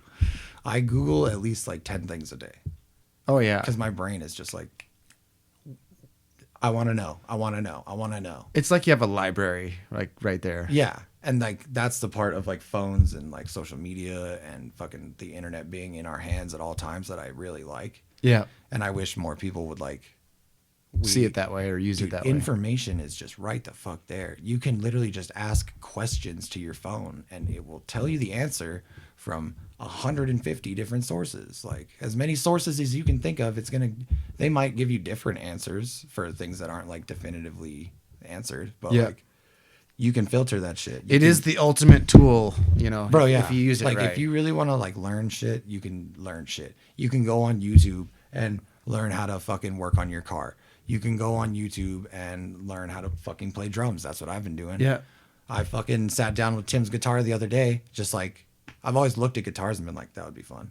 Yeah. And I like the sound of them, so I picked it up and I fucking sat down with YouTube in a 30-minute beginner fucking YouTube video. Yeah. And I did that shit. And you're not limited to one instrument. I Yeah, mean, like, exactly. I find by playing other instruments, I get better at the other instrument. Nice. Like if I played drums for a while and I'm like I haven't in a while much, but Yeah. if I do, like I pick up the guitar and all my like syncopation is just dialed in way more. Oh, dude, yeah. Like I play the drums. I'll be playing the drums, and I'll like just like fucking around, and I'll like hear guitar shit in my head, and like play to that, and then I'm Yeah. like, that would be sick if somebody was here to play that. Yeah. And like that's kind of how me and Tim jam. Like Tim will like play some shit, and then I'll be like, play it like this, and then he does, and then I'll fucking do some shit to it. Yep. And then we just fuck around all like mostly. We don't do anything like serious Yeah. because I'm still not like the greatest. I haven't like finished a whole song yet or anything. Mm-hmm. I You're just building your Gotten chops. pretty close to, what is that one Metallica song? Fucking For Whom the Bell Tolls. Yeah. I've gotten pretty close to that one type shit. But Perfect. Like, Phil's confused the fuck out of me. Yeah, trying to decipher which drum he was on or like what's sticking and Oh, dude, yeah. Or like just like how to hit that shit like they do. Because like there's a few in just like For Whom the Bell Tolls where he goes, it's like boom, like just like real fast. And my arms are like, I don't do that, brother. I don't do that. Man, we still got a lot to talk about one of these days. All your shoe collection and Oh, dude, yeah, all my ES. all kinds of shit. These ones look like the Costin 3s. They're a little dirty. Yeah, TJ Rogers be killing it. That fucking TJ shoe is sick, but me and Jared were looking at it the other day, and it doesn't have the ES on the tongue. The quintessential fucking big fat ES on the tongue. It doesn't? No way. It's just a blank tongue. Wow. Fucking, I don't know how to feel about that. Huh. Like I'm not a sneakerhead, but for ES and ES only, I am a sneakerhead. Yeah. And that fucked with me. I'm like, I don't know if I can buy that shoe. That'd be kind of cool. I mean, I usually don't like signature stuff because I like it to be like a universal or like anonymous. Like I don't like signature stuff that's so signature to the guy where you're wearing the guy. Yeah, Like exactly. I don't want it to be like the Sinister Gates guitar, right? Like it's so Sinister Gates that it's just Sinister only Gates. him. Yeah, you couldn't like go on stage and rock that. But, without like, people being like, "That's a Gates." A lot of other guitarists have like a general model, and it might have a little embellishment somewhere that signifies like the them, fretboard or whatever. but it's like way more tamed down. I like stuff like that, but it almost seems like TJ is so sick they could do like TJ, but like the they S, should have done a TJ. a TJ. They should with have the done little, anything with the little other than script, leaving it blank, dude. the little apostrophe or accent or whatever it is. Yep. But yeah, bro, fucking, I'm probably up to like 20 pairs of ES, and I haven't bought any since I left the mill. Yeah, Just because like I'm tight on money. for sure. But fucking yeah, I'm up to like 20 pairs now. I try to keep most of them in the box or on the shoe rack. Nice. Sometimes I wear them, sometimes I don't. I got these fucking sick ass ones. I think I showed you. They look like the costume ones. Oh yeah, those are dope. Yeah, dude. Like the white and the yellow and the blue with the fucking sides. There's that one dude who like does dream skate shoe like photoshops or whatever, and he makes all these sick colorways. He like makes all the colorways of the ES. Fuck yeah, that guy. Yeah. That guy has some good magic. ideas. They need to hire that motherfucker. They do. They're fucking remaking the America Mark Johnson one. Dope. S? America. America's yeah, making it. they're making the Mark Johnson one again, supposedly. That's what Jared said. I Sick. think. Well, it's part of Soul Tech, so like they should be doing all these. They should be reissuing all Why this not? shit. Well, Etnies is putting out the Calicuts again. Sick. I swear to God, if they drop the Arto 2s again, I'm fucking buying those. Amy still has some Arto Etnies. Shut the front door. Yeah. I need to see those before I leave, bro. Yeah. I just needed shoes. And Edmund gave me these Circos because I needed some shoes. But Circo, the quality wasn't where it used to be. So I Right. was like, okay with the shoes. I just needed them. And so, like, right before I even got to skate them or try them out, I show up to the park and John Paul is just like automatically zeroed in on these fucking shoes. Like, dude, like a fucking hawk. He saw me coming in From a these mile fucking away. things. Yeah. And fucking he's like, oh, let me get them shoes, Doug. Let me get them shoes. I'm like, no, you can't have my shoes, bro. And fucking he's like, okay, I'll go home. I'll get you another pair of shoes that should be your size. They'll fit you, and we'll trade. And I'm like, all right, whatever. Fine. Like, let's see these fucking shoes that you want to trade shoes for then. Sure. Yeah. So he runs up to his little house up there, and then he comes back real fast, and there's some Arto 2s, some all white Arto 2s. Sick. They were like not even barely skated. Fuck yeah, take these shoes, dog. And like, he thought he scammed the fuck out of me. But I skated those Artos for like a year. And they were sick. Dude, and they were probably the best Etnies shoe I've ever had, besides like, I think it was the Marana. Yeah. The Maranas were sick. I learned a lot of tricks in those. Fuck yeah. I'm a big like sneakerhead when it comes to skate shoes. I think Jordans and shit look stupid. Yeah.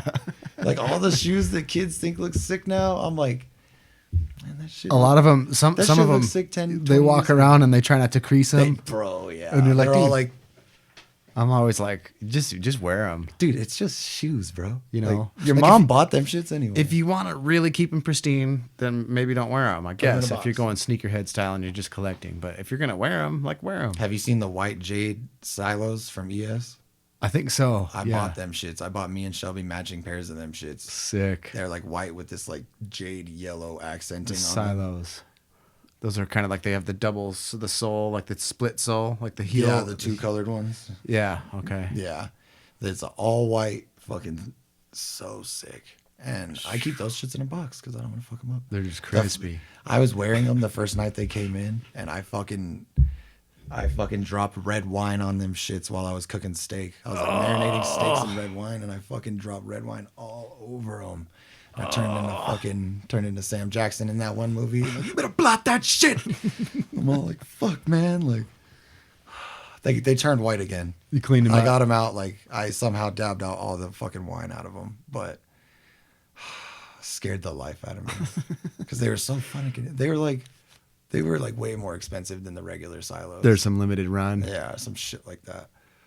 And so I'm like, fuck, I just bought these. They just came in.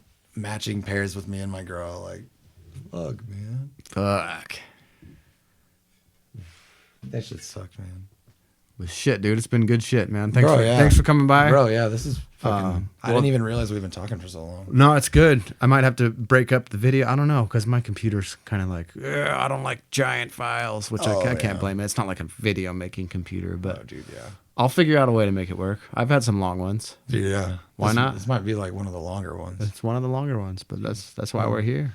Thank you, everybody, for watching me talk. For We go forever. way back. We got a lot of shit to talk we go about. way the so- fuck back. I remember like partying at your house on Pecan, and we'd be up to like 5 o'clock in the fucking morning, Fucking A. like driving around fucking 10th Street, like screaming out the window, Fuck. like, "Who the fuck is awake?" we didn't we didn't even talk about why hate trip or any of that shit. Dude, no, Fuck. we did. Like, that somehow slipped. you this took whole my thing. ass to California on the most epic road trip I've ever been on. Seen some of the craziest shit. Heard some of the. We need to just do a podcast specifically of like me, you, Matt, and Germ. Yeah, we do. To just talk about that shit, because that shit was a whole nother like big- Adventure. That thing, dude. Like you, like I don't know if you realize like how big that was for me, bro. Like It was eye opening. I don't like. I grew up poor as fuck. Yeah. I never really got to travel. Farthest I went at this point was probably like mid-central, like Texas. Yeah, And you fucking took me to fucking to the coast. yeah, to the coast, bro. Like all the way up that bitch, almost to the top in Oregon and shit. Yeah, Like I appreciate the fuck out of that, bro. I'm Like, glad you went so much. I'm glad we had that. because that shit was insane, Can't believe that was that long ago already. It was fucking 11 years ago. dude. Yeah, 11 summers ago. 11 fucking summers ago, We got to try to make that happen again one of these days. bro. Yeah, I'm down. It's not that big of a deal these days. Yeah, I want to get into we- like we the can make wrestling it shit. work. Though. I want to get into wrestling, and then I'll have all the excuses to fucking go to stupid places like San Francisco. Yeah, dude. Fucking A. Get booked wherever the fuck I can, and then just go skate those places. On- And just on your fucking way. drag whatever homie I can with me because I double- don't like traveling alone. Yeah, dude. Get out there. I need to get out there more. Dude, we got clips at fucking Third and Army. Yeah. Like 3 up, 3 down. We went to the safe spot skate spot when it was still kind of new and shiny. Dude. Yeah, I want to take you guys to that Fort Miley spot. Dog. It's right on it's called Land's End. And Yeah. it's literally where the land yeah, ends. bro, the ocean is just right And, the like- fuck there. I've seen it. I've looked it up on Google Earth, and I have it on that Skater XL game. And it's like, That's the sickest spot I've ever seen, it's I like, think, as it's like far as supposed like to be like 1-for-1 built exactly from the computer, like how it is in real life. yeah. And so like, dude, if it's like that, how it is in my Dude. fucking game, There's like little barbecue pit and a bench and then like big ass trees and Yep. then just cliffs to the fucking ocean. Yep. And the Golden Gate Bridge is like way out there in the background and then you're just skating, dude, on this old fort with these perfect little hips. Bro, yeah. And just graffiti and shit and you're like they just had that shit there in case World War II got. you're like popping. look at this fucking place. Like the spot is cool. Don't get me wrong. The hip and like the Oh, bro, actual just spot the building itself though is insane. is fucking sick. Yeah, But just where you're at and like the epic just the area, bro. Yeah, I've always I've been- seen all the videos and shit. I'm super jealous you've been there. I fucking almost gave up on finding it. I was like lost, like on foot. Like I had it on the phone and I could see. You're all GPSing yourself, and you're like, Yeah, "Fuck I'm am like, I, though?" where is this fucking spot? I'm like, it's right here. And it was like, you know, Grand Theft Auto, where you're like looking for like a horseshoe or the. Oh yeah, you're or like looking for the little thing, and you're like, it's there, but and you're like, yeah, you're like, where is it? Is it up on the you're roof, like or is it- circling the dot on the mini map type shit. Yeah, yeah, that's what I was I've doing been there. in real life. Yeah. And I was just like on foot, and I was like climbing up this hill. I had gone off on this weird like back golf course area, these walking trails, and like these huge trees, and I was like climbing up this hill, and there's all this vegetation and shit, and like I got like halfway up this hill, and I was like, dude, like there's these fucking weird plants, and it started to get deep. And I was like, I got to get the fuck out of here. I was like, I don't know what kind of... Fucking sketched out, like, yeah, where am I going? I was like, I got to get out of... I went back down, and I was like, all right, I guess, I don't know, I'll have to find it later. Because I was worn out, because I had walked way too far. Bro. I took off on foot from... Off-road where hiking where I for a left skate my spot. car. And I skated all morning, and like went all the way across...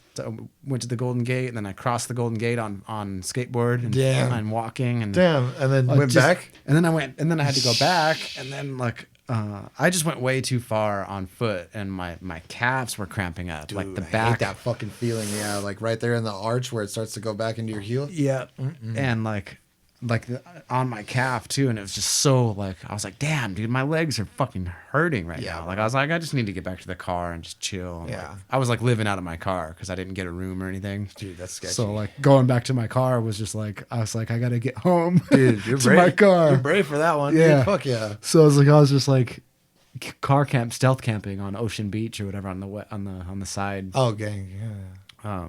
Gangster, dude. That's T-Funk just had some fucking clips for all of SF. That new part he had is so fucking sick. Dude, the ollie that he does, the backside ollie over the China Bank bench, the really long one. Have you seen that? Yeah, uh-huh.